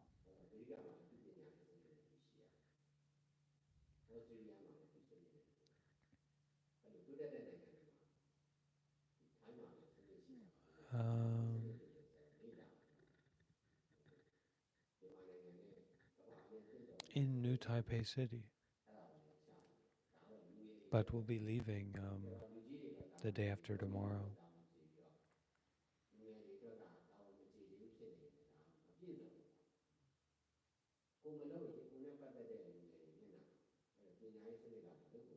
Because slowly we're making our way to India for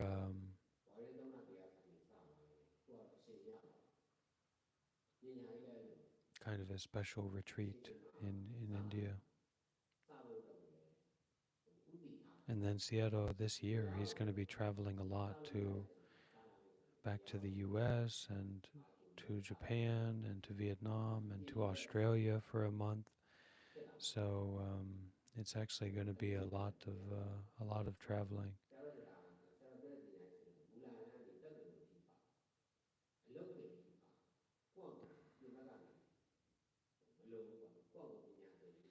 Well, no, I have to join my teacher in Thailand. We already got the ticket, and there's some other teachers I need to see there as well, and it's kind of one of the very important practices in the spiritual training, especially where I'm at in my development right now, is to practice continuously. So just trying to do my best to stay close with my teacher, to do that, and also support our organization, because there's not a lot of Western monks out there, so it can be inspiring for people.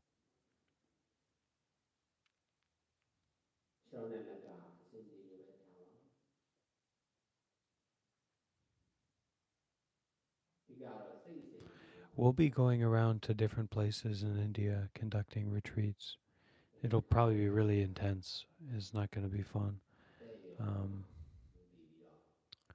There's there's no bubble tea shops on the side of the road in India.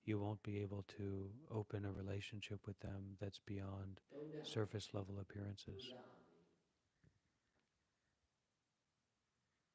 ဆရာတော်မြင်တယ်ကအကြောင်းကျိုးဘက်ကနေပြောနေတာပါ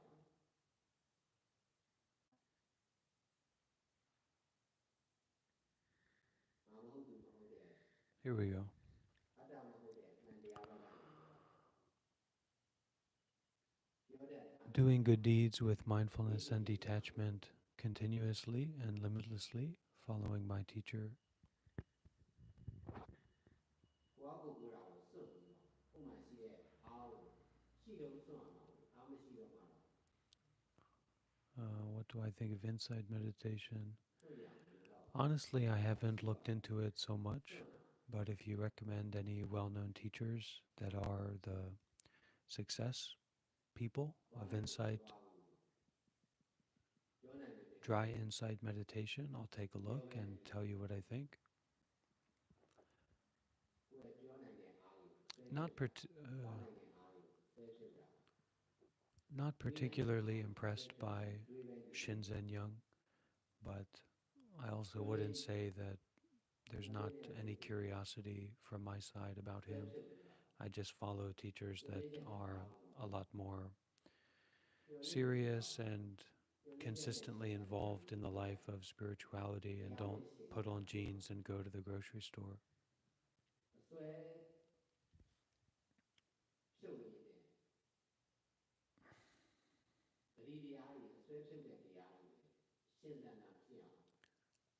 Monks cannot get married, and I don't have any kids.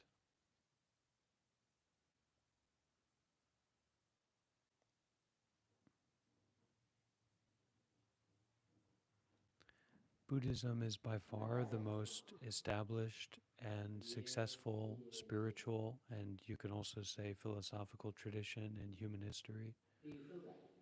It is a continuous institution that's primary goal and emphasis is on enlightenment, concerned with non-duality, concerned with original nature, concerned with total and complete freedom from suffering, that has maintained itself since 2,600 years ago and has established itself in countries around the world.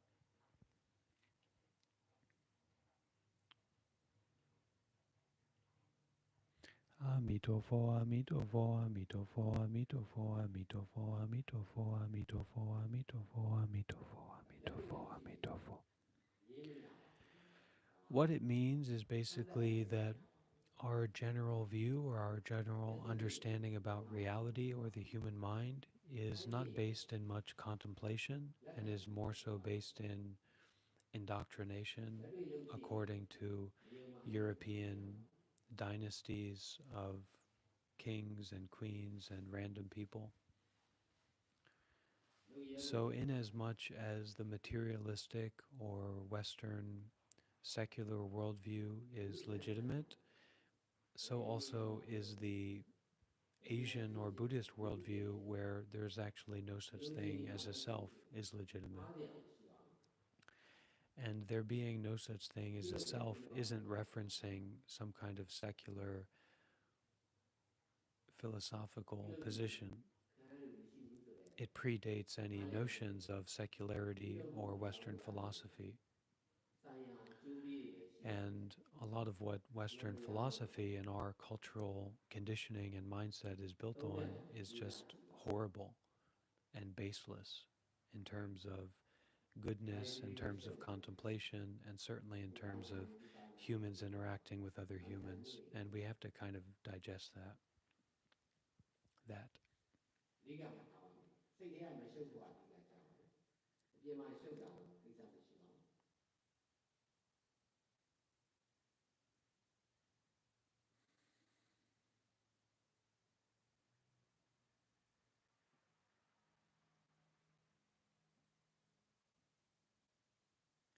I don't mean to sound rude or condescending in saying this. I just think it may be an important matter to consider that the practice level or realization level of teachers in the West is not particularly high. and that there's something quite essential or something quite unique and important in terms of the spiritual realization lifestyle that's based in abandoning one's life and is also based in a tradition and a lineage. So, however great or good a Western teacher may be, I would look towards how much time they spent studying with realized teachers and who those teachers were.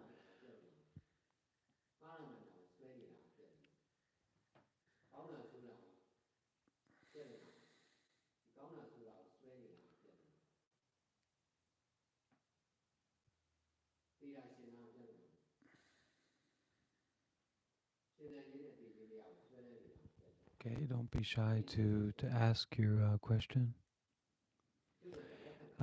The world is virtual as much as it is, the world is in your own mind. The world is your mind. So that's the virtual world, your own mind.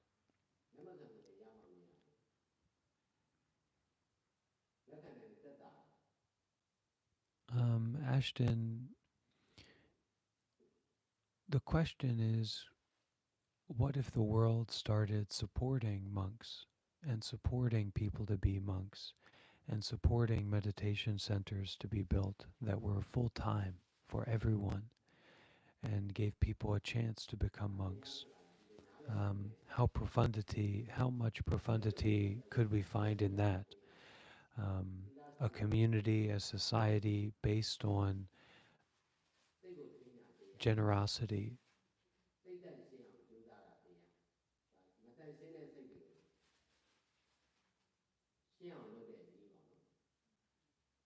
Every person cannot, but some people could, and society does function um, when people become monks. Uh, and yeah, I think that's a good point. The monastic lay relationship is essential. There are no monks without lay people. And in Buddhism, and this is something that the West kind of misses the point on, in Buddhism there are no lay Buddhists without monastics. I mean, that's the Buddhism, that's the original Buddhism that's set up. So it's kind of like if you're interested in Buddhism without monastics, you're really interested in a university without professors. I mean, that's the ideal, because the Buddhist path is built on detachment, and detachment is built on generosity or renunciation. Um, it's not about being better. The being better is just like this mentality of we want to get everything or have everything that we see. So it's like you don't have to be a monk to practice meditation seriously. But practicing meditation seriously is precisely what the institution of monks is about and was established on, and it's been continuously established for 2,600 years. There's no institution that compares to Buddhism. So I think that's one of the a pill or a medicine or a realization that a lot of Western seekers need to get a hold of. That Buddhism is the gold standard for spiritual path, spiritual community.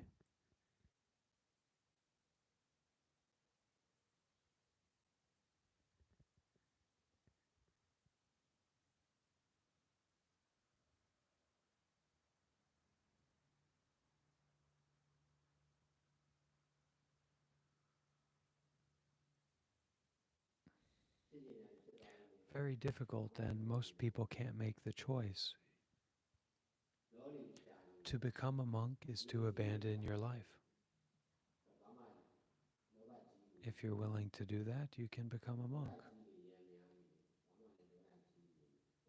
If you're not, you cannot.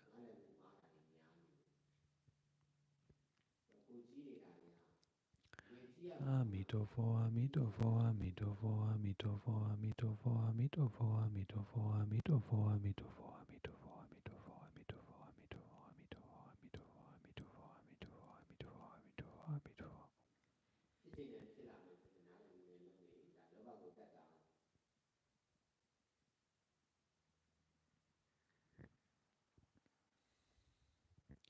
There's no such thing as Hinduism. And if Hinduism is anything, then it's an umbrella term for all of these spiritual traditions from ancient India up to today. And Buddhism would be a part of that. So there's not really any such thing as Hinduism. And if there is, then the greatest institution or the greatest of tradition of Hinduism that's ever existed is Buddhism. It's just kind of you get into semantics at that point. So like Hinduism is a semantic term. And then, if you want to call it Sanatana Dharma, then Buddhism would also be under that umbrella.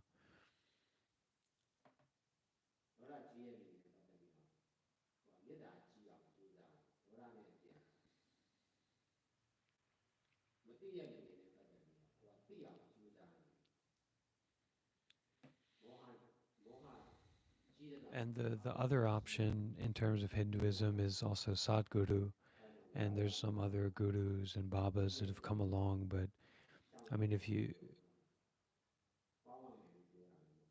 you're really looking to become a monk or a nun or a yogi, you have to get involved with an established tradition. And there's only a few established traditions for people to ordain in Hinduism. Sadguru or Isha is one of them, but there's many, many in Buddhism. There's many, many chances to ordain, to become a monastic in Buddhism. And it's a standardized system of philosophy and practice. It's a lot of variety. It's a lot of, there's as many different versions of Buddhism as there are Buddhists or Buddhist temples, right? But when it comes down to the institution of the tradition, there's really nothing that compares to Buddhism.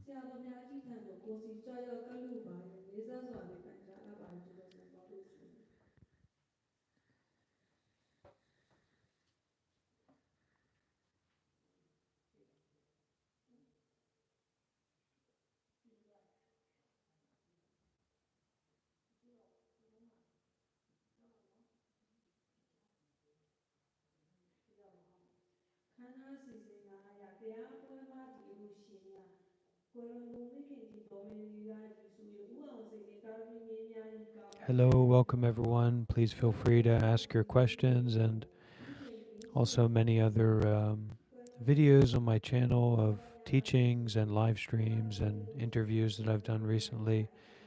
So feel welcome to check those out and leave a like and ask your questions down below.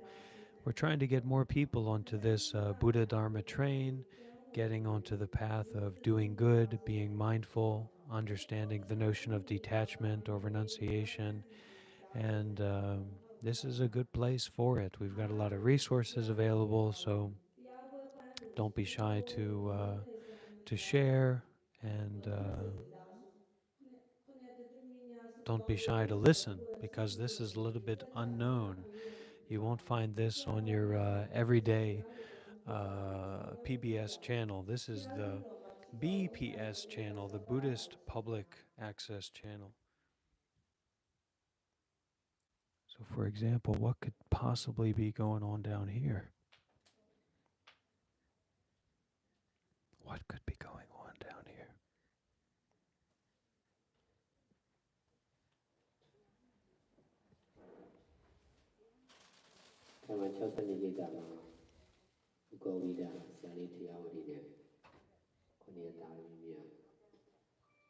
What's happening? What is this?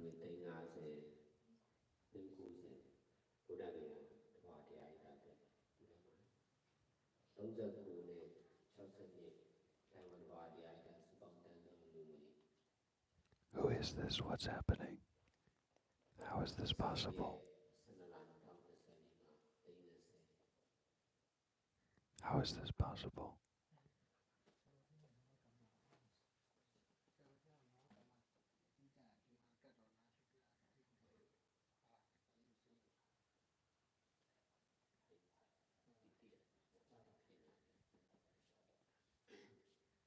How is this possible?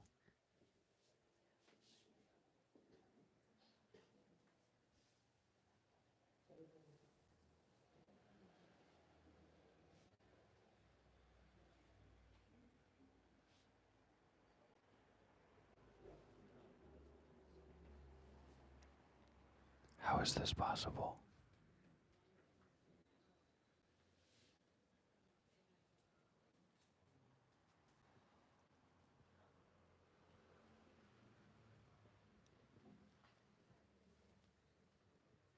Taiwan သဘာဝတရားဤတာ60နဲ့30ကို Taiwan သဘာဝတရားဤတာမှာစုပေါင်းတန်းဆုံးငွေဟာတန်လင်းသဘာဝတရားရိတ်တာရဲ့ဒီဝဲရရ3ကြီးရအကျက်သိန်း30ဒီလိုရှင်သဘာဝ So there's not really any explanation for that. And yet, so we're back up in the boring, in the boring place.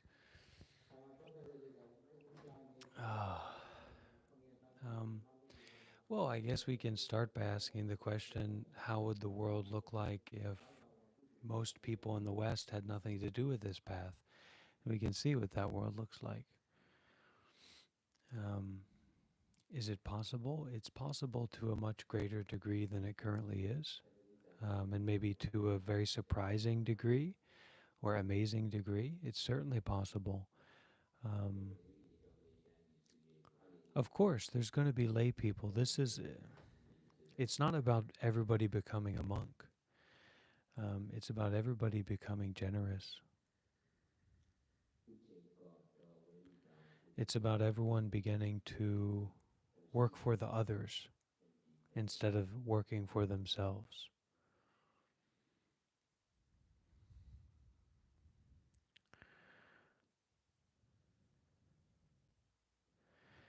When it comes to a teacher, I recommend a multifaceted approach. My position as a Western monk is that if you meet a good teacher who's a Westerner, they should be able to point out other good teachers that you naturally feel connected to. It's important to have attachment to the teacher because otherwise you won't be able to listen and follow closely. But you still have to keep your wits about you and be realistic and don't be too much in a hurry. Be patient, be open, and take care. And base your relationship with the teacher on generosity. And in that way, there shouldn't be too much interpersonal entanglement. So then you don't have to worry too much.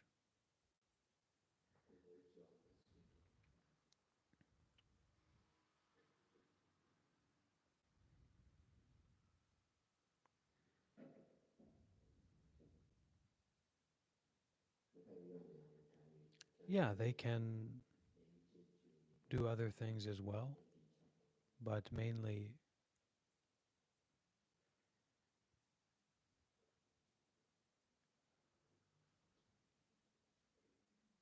they have to focus on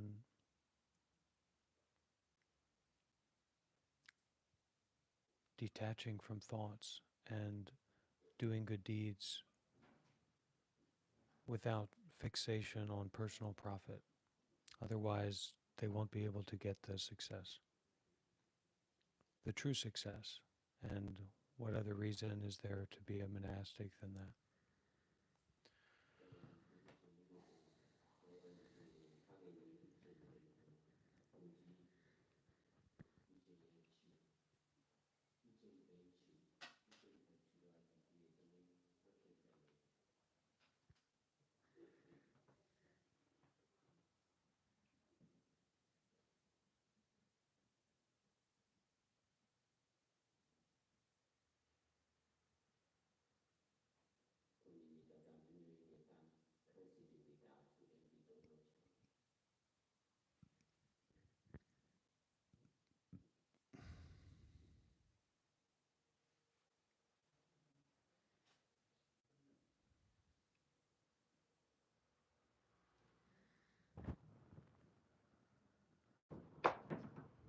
I have to plug in the smartphone.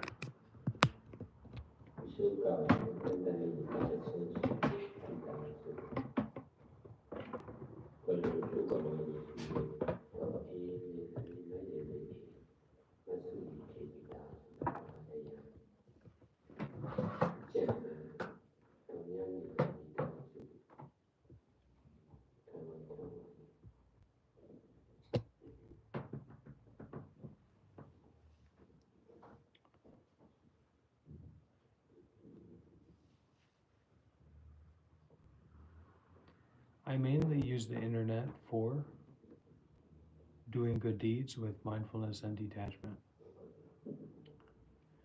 Sometimes I watch some videos on YouTube, like carpentry videos.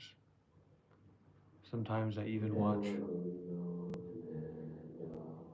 a little bit of anime, but it's really quite rare. And as I have more opportunities for doing good deeds, I let go more and more of anything related to just entertaining myself. Let's go down for the blessing.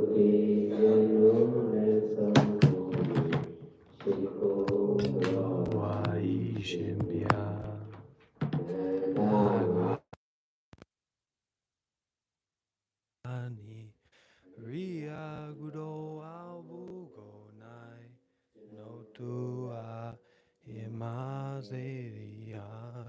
I am Gamu, Esi Gamu, no am Udogo.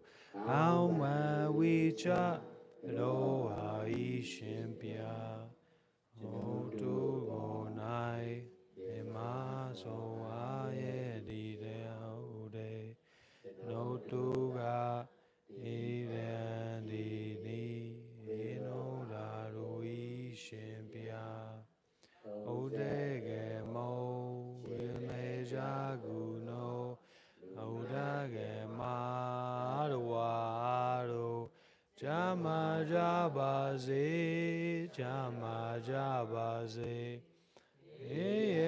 gate ni jabaze.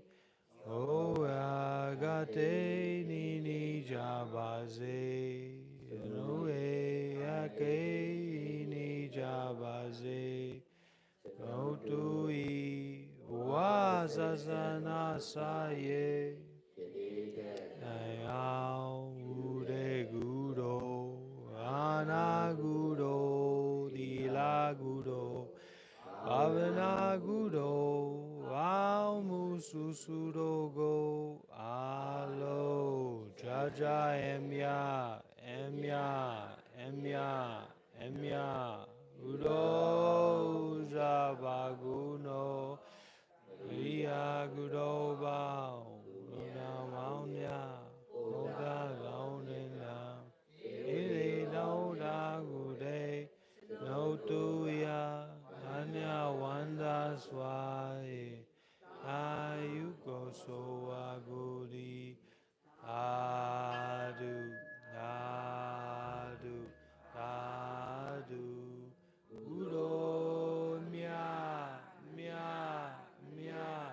udo jabagudo tadu udo emya udo jabaguno tadu udo emya udo jabaguno tadu ခန္ဓာစီစဉ်6ရာယနေ့ကြွရောက်လာသောကျေးဇူးတော်ရှင်ဒီပီဆိုင်ရာတဘာဝရိဒများ၏ဦးစီးပဒါနာနာယကဆရာတော်အကမဟာပရဟိတဒရဒေါက်တာအရှင်ဥဒ္ဓမတာရဆရာတော်မြတ်ဖျားကြီးမြတ်တကွတန်ဃာတော်အရှင်သူမြတ်များဆရာကြီးဆရာလေးများအပရိသတ်သူတော်စင်များရှင်ဗုဒ္ဓသာသနာစီရန်တေကတိ၃ချိန်ပြည့်စွေအခမ်းအနားကိုရုပ်သိမ်းပြီးဖြစ်ပါကြောင်း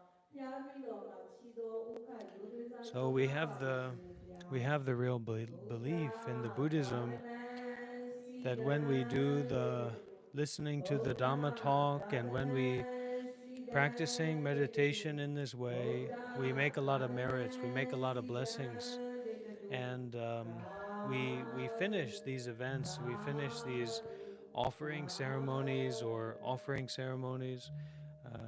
to offer more, offer all the merits out towards all beings, concerned with the Buddha, the Dhamma, and the Sangha, and also concerned with the generosity the precept body or the virtue body, the cultivation and the wisdom.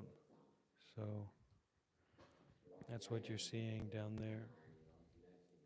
And for those people, it's not about everyone becoming monks. It's about supporting monks and supporting Buddhism in their own ways. And those people, they really do believe um, in the power of Buddhism, and they trust the monks to do their best to get the enlightenment, to bring wisdom and freedom and peace to their families and their communities.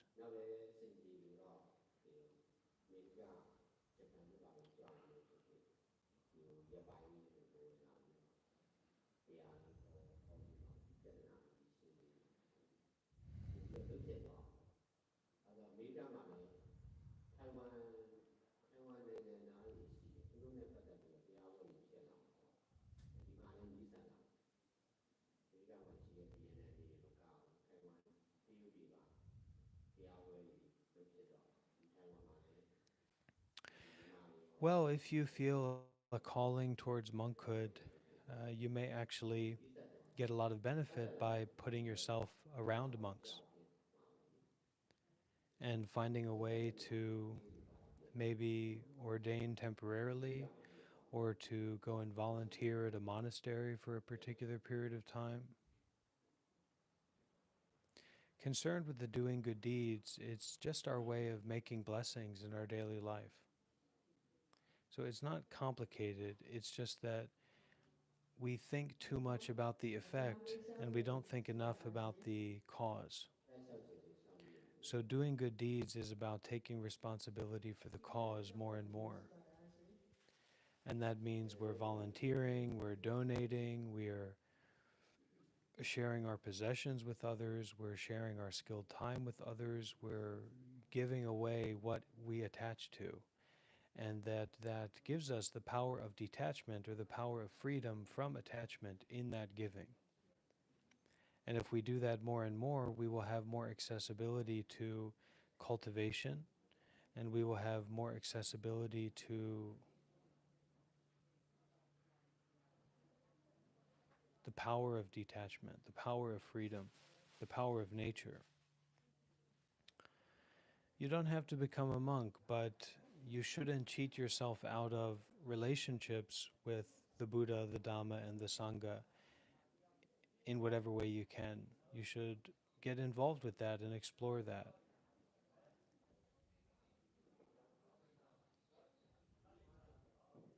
Ultimately, the more that we can empower ourselves, the more we can benefit the people we care about the most. So, for example, in the Asian society or in the Buddhist society, the belief is that when a son becomes a monk, the family is blessed. The family is more likely to have success in business. The family is more likely to have success in health and wealth and life in general. And this also creates a culture where mostly women kind of adopt a monk. So apparently there's even a ceremony for this in Myanmar where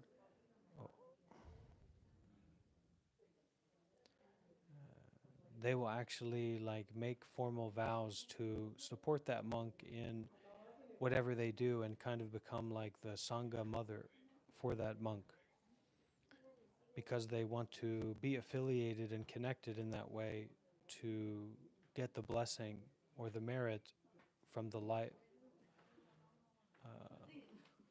life of that monk.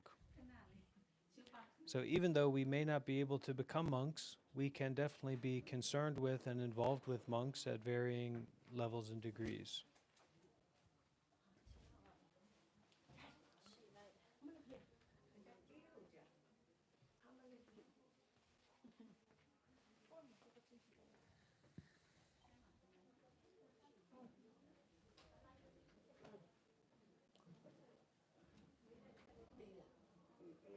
Please, please. Kaunde, kaunde. Kesa mashi babu. Kesa mashi babu. Okay, hey brother, I planned a vacation sometime between February and April. I'll try to reach out more near the time to see if we can cross paths for a bit. Love to take you out for a bit to eat. Okay, Nathaniel, wonderful. Welcome. And thank you for your generosity, your kindness.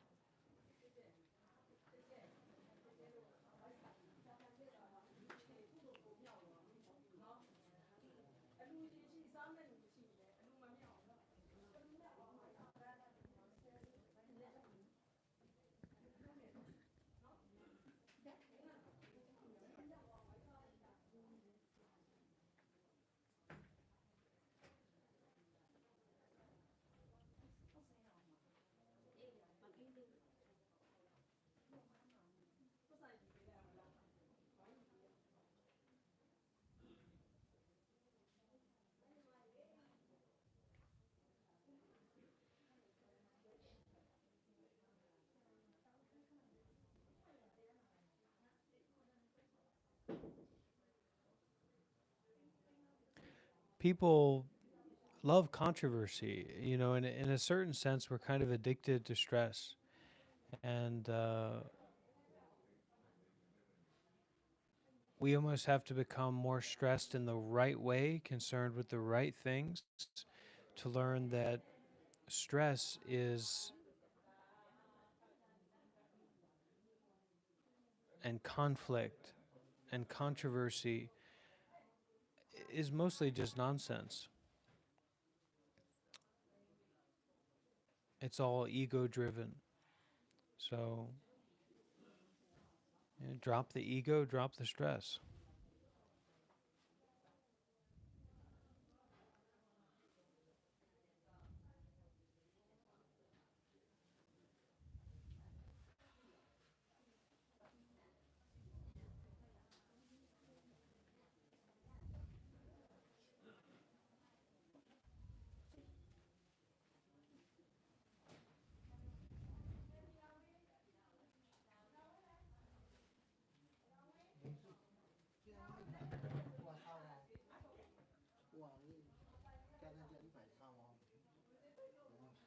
Because there are many ways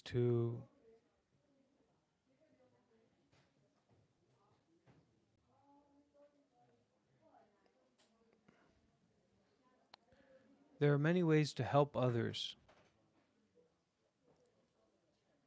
but there are very few ways of helping others that have anything to do with complicated thinking.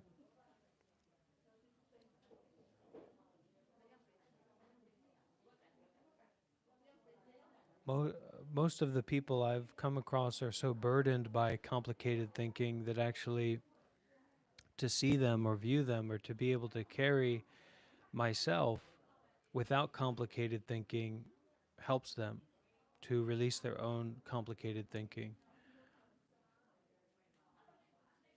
And it's that addiction to stress, it also it tends to correlate with this addiction to complicated thinking,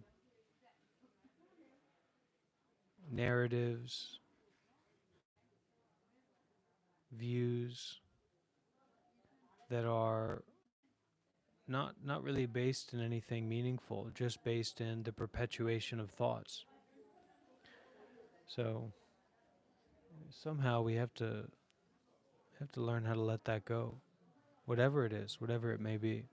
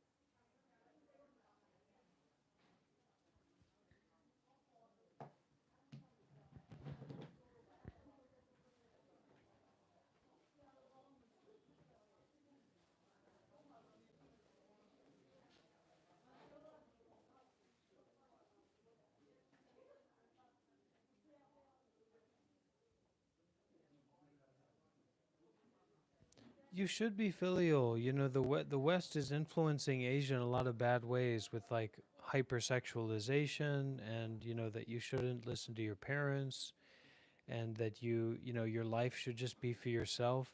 That's garbage. You know, especially in Asia, you know, there's so many good parents. You know, so many parents do their best to. They really love their little babies and they raise them up.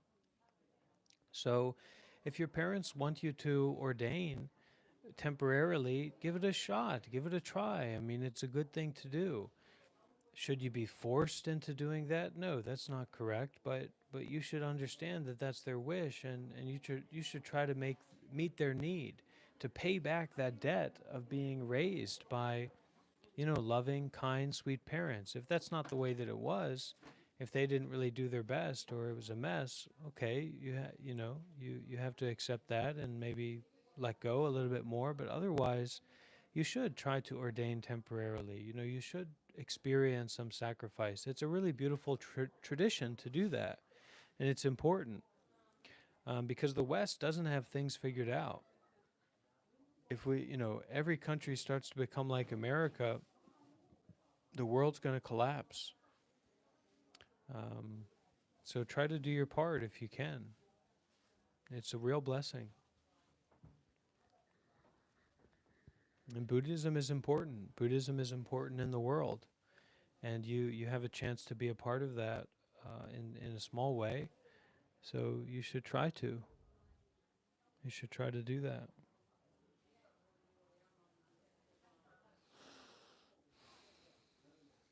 It's not as much about choice as we think that it is. You know, everybody has this idea of freedom and choosing, but actually there's so little capacity in a lot of people, in many people, in most people to give or to let go of what they're attached to, that their attachments are just constant compulsions.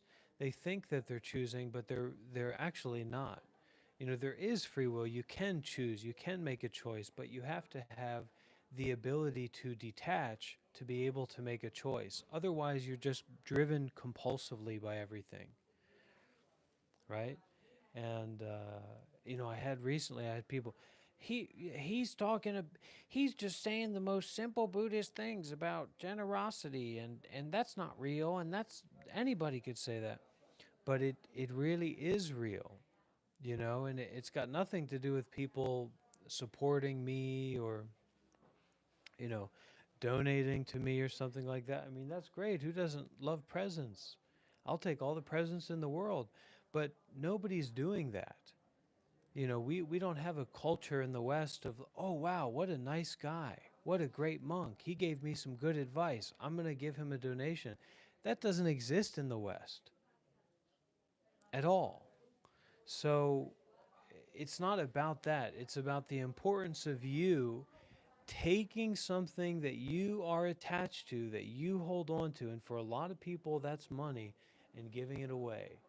And ideally, giving it away concerned with the Buddha, the Dhamma, and the Sangha. So that can take so many different forms of volunteering, or maybe the Buddhist temple full of nuns or monks down the street, their washing machine broke or something like. I mean, there's all kinds of situations like that. And so instead of thinking like, well, what if everybody, no, now, what if everybody becomes a monk, or what if I have to be a monk now? You can think about how to support and how to get involved with and how to get experience with um, monks and nuns in Buddhism, if that's something that you're interested in. I don't know what you're interested in, but you're certainly here, and I think that it's good that you're here. But 90% of my life is about the Buddha, the Dhamma, and the Sangha. And of course, my own suffering, but my suffering about the Buddha and concerned with the Buddha, the Dhamma, and the Sangha. We're working toward, we're going to try to get to 100%, no promises. But so if you're interested in this, you may find that there's a lot of benefit and value in this path that you would do well, you'd be well informed to try to give more, to volunteer more, to serve more, to just go on pilgrimage, go out there, Google Maps, Buddhist temple. Sometimes I think I'm in an echo chamber. I wonder who I'm talking to. Actually, I'm talking to nobody. I'm talking not even to myself. Um, go on pilgrimage. What Buddhist temples are around me? See who's in there. What's going on? You know?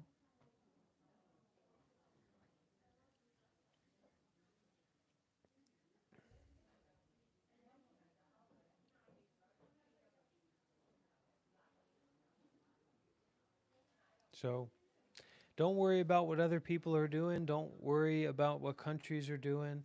Take responsibility for what you're doing. Okay? And, be really serious about that, to be mindful of what you're doing, moment by moment, your mental actions, your physical actions, your verbal actions. What kind of seeds are you sowing? What kind of, what are you doing? And how is it affecting your life, your mind, your body, your experience?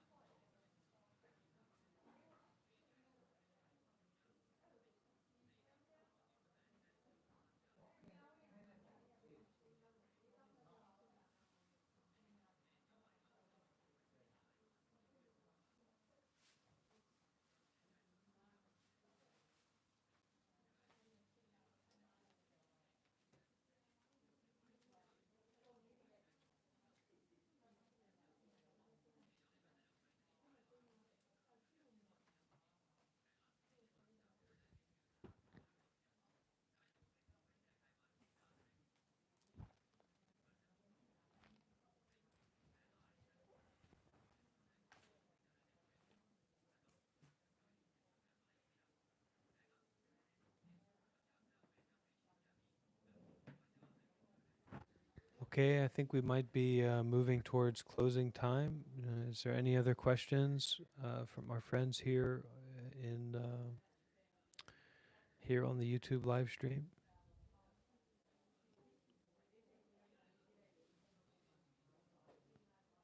But this, yeah, I mean, this is the practice methodology. Some people say, and who are some people? It's just an example of different approaches, different views, right? And so learning how to use those views without attachment to inspire and to facilitate mindfulness and detachment and doing good deeds more and more. And that is, the direction of my teacher. So I have a lot of gratitude for the people here in this live stream and just, different technologies where I can answer questions and stay connected with people so that I can keep practicing, be inspired to practice.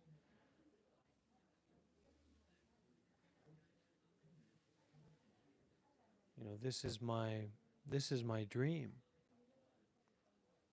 to practice continuously, to really get the freedom, the real success, and to bring other people along as much as they can.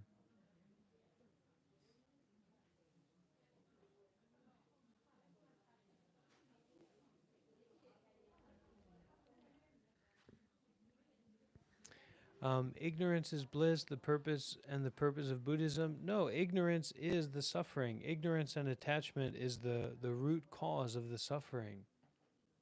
And the ignorance is not knowing about the truth or not having a relationship with the way that it already is.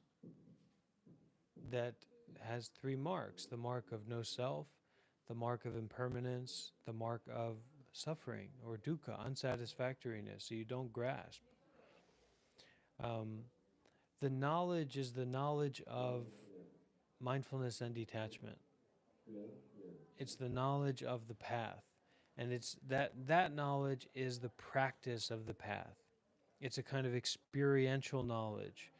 And that's why a lot of Western people aren't getting much success in spiritual life, because they don't have much experiential basis for their practice.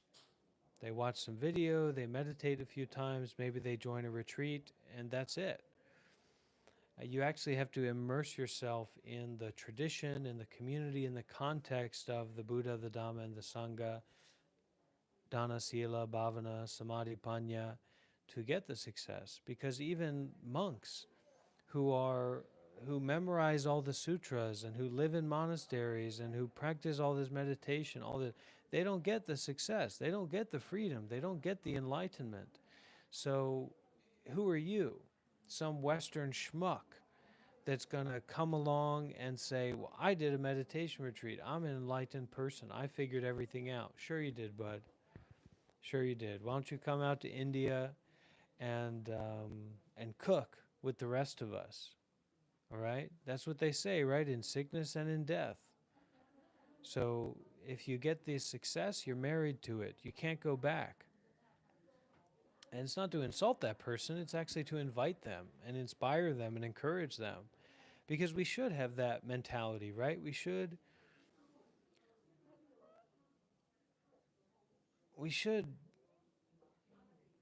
want to test and want to experience and want to explore, you know? It's like when I see men on the street, less so recently, but when I see the men on the street with a good arm, I want to, arm wrestle with them. I want to feel their strength.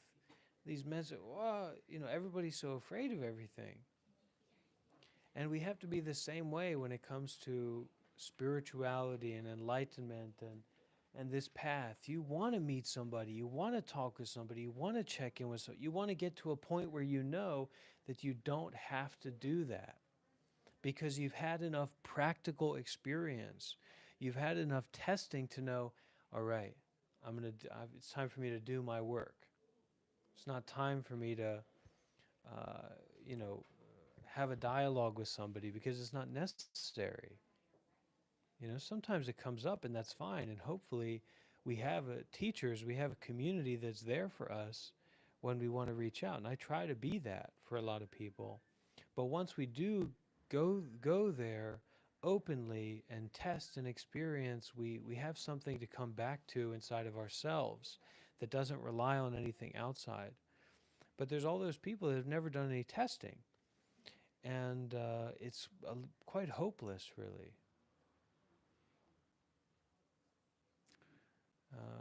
Eastern fear, I'm not sure what you mean by that, Hans. But fear is the biggest or a main obstacle to enlightenment. The fear to be free from fear is essential in going beyond our limitations, concerned with the mind. Because there's a lot of fear in the mind. So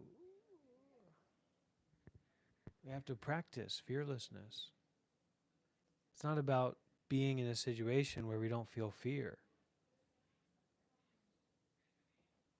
And a lot of our fears are silly, so we have to also apply a little bit of levity to fear. Because we put ourselves in this construct, we put ourselves in this box that is largely unnecessary. And then there's all these fears about these elements of this box that we've concocted, but it's just a box, it's just another thought, it's just another idea. So the fear is actually the fear itself, right? And we have to learn how to start embracing and opening to fear as not something to be afraid of.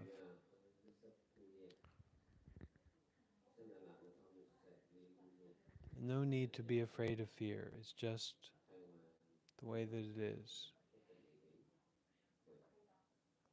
Well, we have to detach from that. We have to forgive that. We have to renounce that. Most of what the society is doing and the outside world is doing, we just have to offer forgiveness to that. We don't need to understand it. We don't need to figure it or figure out about it. If we were the president or something, maybe we would. And it's true for most people in America, around the world. They're not actually involved in... No, Buddha not attached to anything. Most people aren't involved in politics or anything like that. Maybe they have one vote, but people don't listen to them. People aren't even interested in what they have to say. They just like talking, so they need somebody else to talk to. So you don't have to think about politics, really. If you're an activist, maybe you do. If you're a politician, of course you do. If you have a lot of people following you and listening to you, then yeah, you have to have some. If you're a monk, you don't have to, but otherwise, you want to have some acuity about that. Otherwise, just forgive it. Offer it the forgiveness. Offer the bars of fear on the 38th floor your forgiveness, your release, your mindfulness and detachment. Bless the streets with forgiveness of those bars on the 38th floor.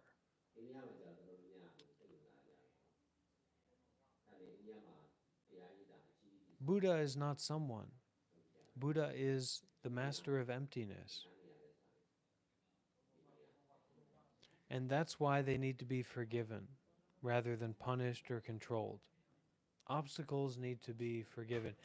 Do you know how to win any fight? Don't get into it.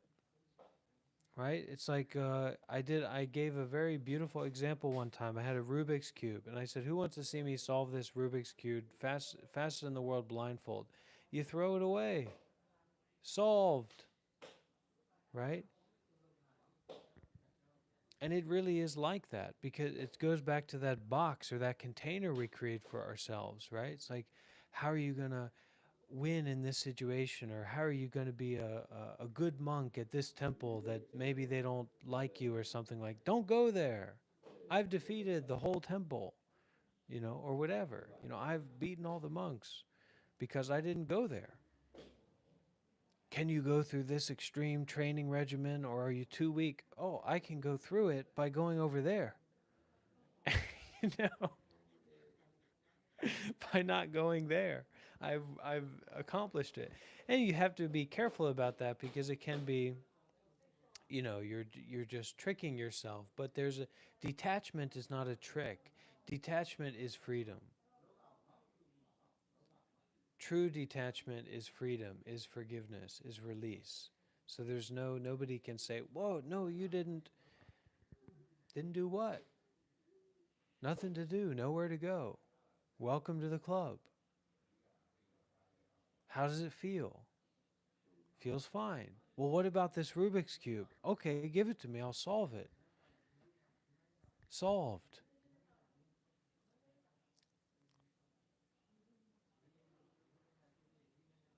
And it's a lot of things in life. We have to learn how to work with them in that way, to release. The more that you can release and relax the whole body and mind, the healthier you're going to be, the happier you're going to be, and the freer you're going to be. But we can have a lot of attachments, and maybe a sticking point.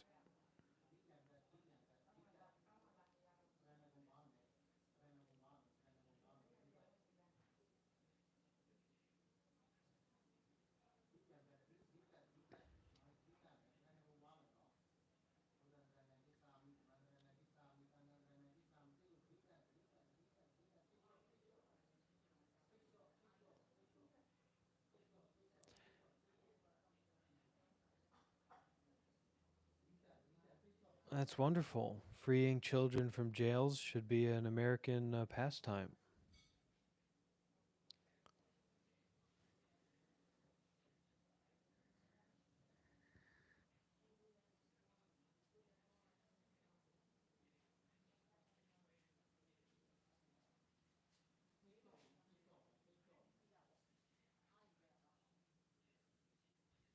So see if you can close your eyes and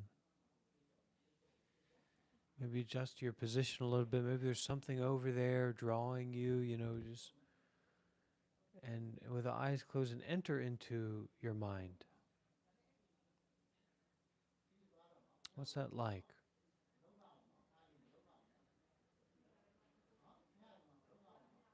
To just be aware of your mind as it is right now. And it's not enough to take a quick glance. I mean, this is your mind we're talking about, but to really look over there into your mind.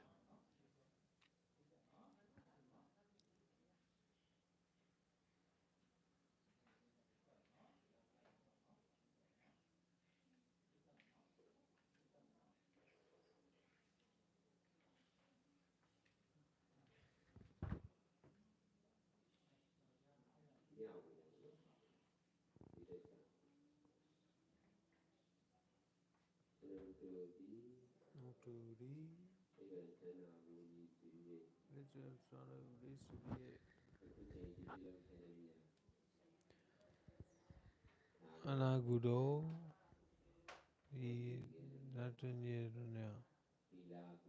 Ila Gudo, Wado Kedanya, Sadana Mukasana Gudo, Aduno, Aduni. 29ရက်12လ2024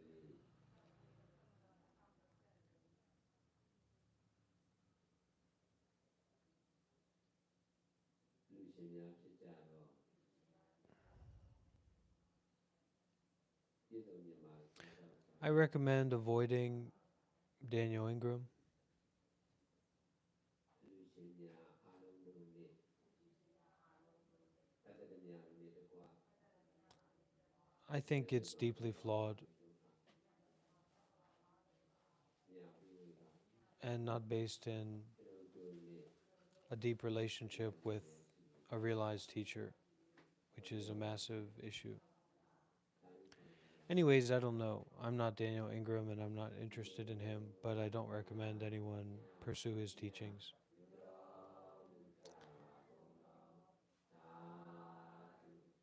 Goenka retreats are Mya Udo Uja Baguno Dadu Dadu Dadu Udo Mya Udo Uja Baguno Dadu Dadu Dadu. Yes, Burmese. Goenka retreats are fine, but don't expect too much. Kind of just like a facilitated, solitary retreat. Recommendations depend a lot on intentions.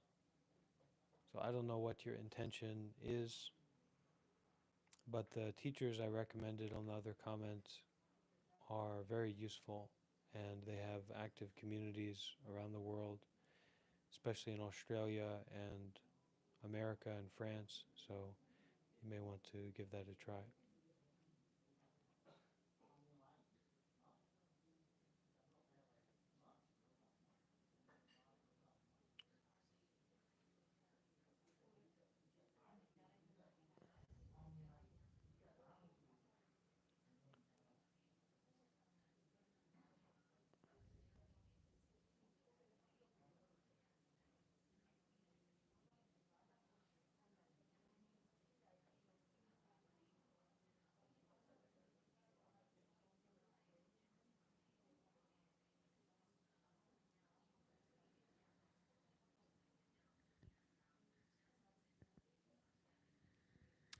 Wherever we go, act with forgiveness, act with mindfulness and detachment, and act non-transactionally.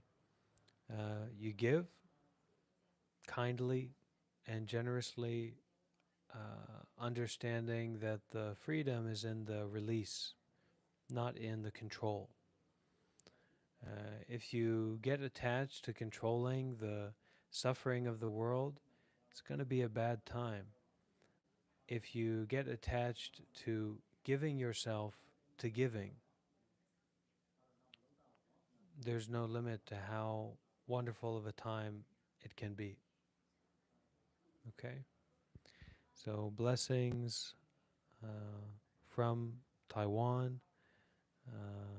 Wish you all happiness and peace on your journey. Thank you for being here with me during this time. May we all continue walking the path. May our generosity deepen day by day. May our virtue body, careful, skillful, mindful conduct, mentally, physically, and verbally, deepen day by day, and may we be very forgiving and very open, very flexible with our shortcomings, and very open to looking more clearly at our own aspirations as well, so we know the direction we're going into or towards, concerned with our virtue. And finally, may we have more and more access to insight, to wisdom, to freedom, to detachment in this path. May it be, may it be, may it truly, truly be. Sadhu, sadhu, sadhu.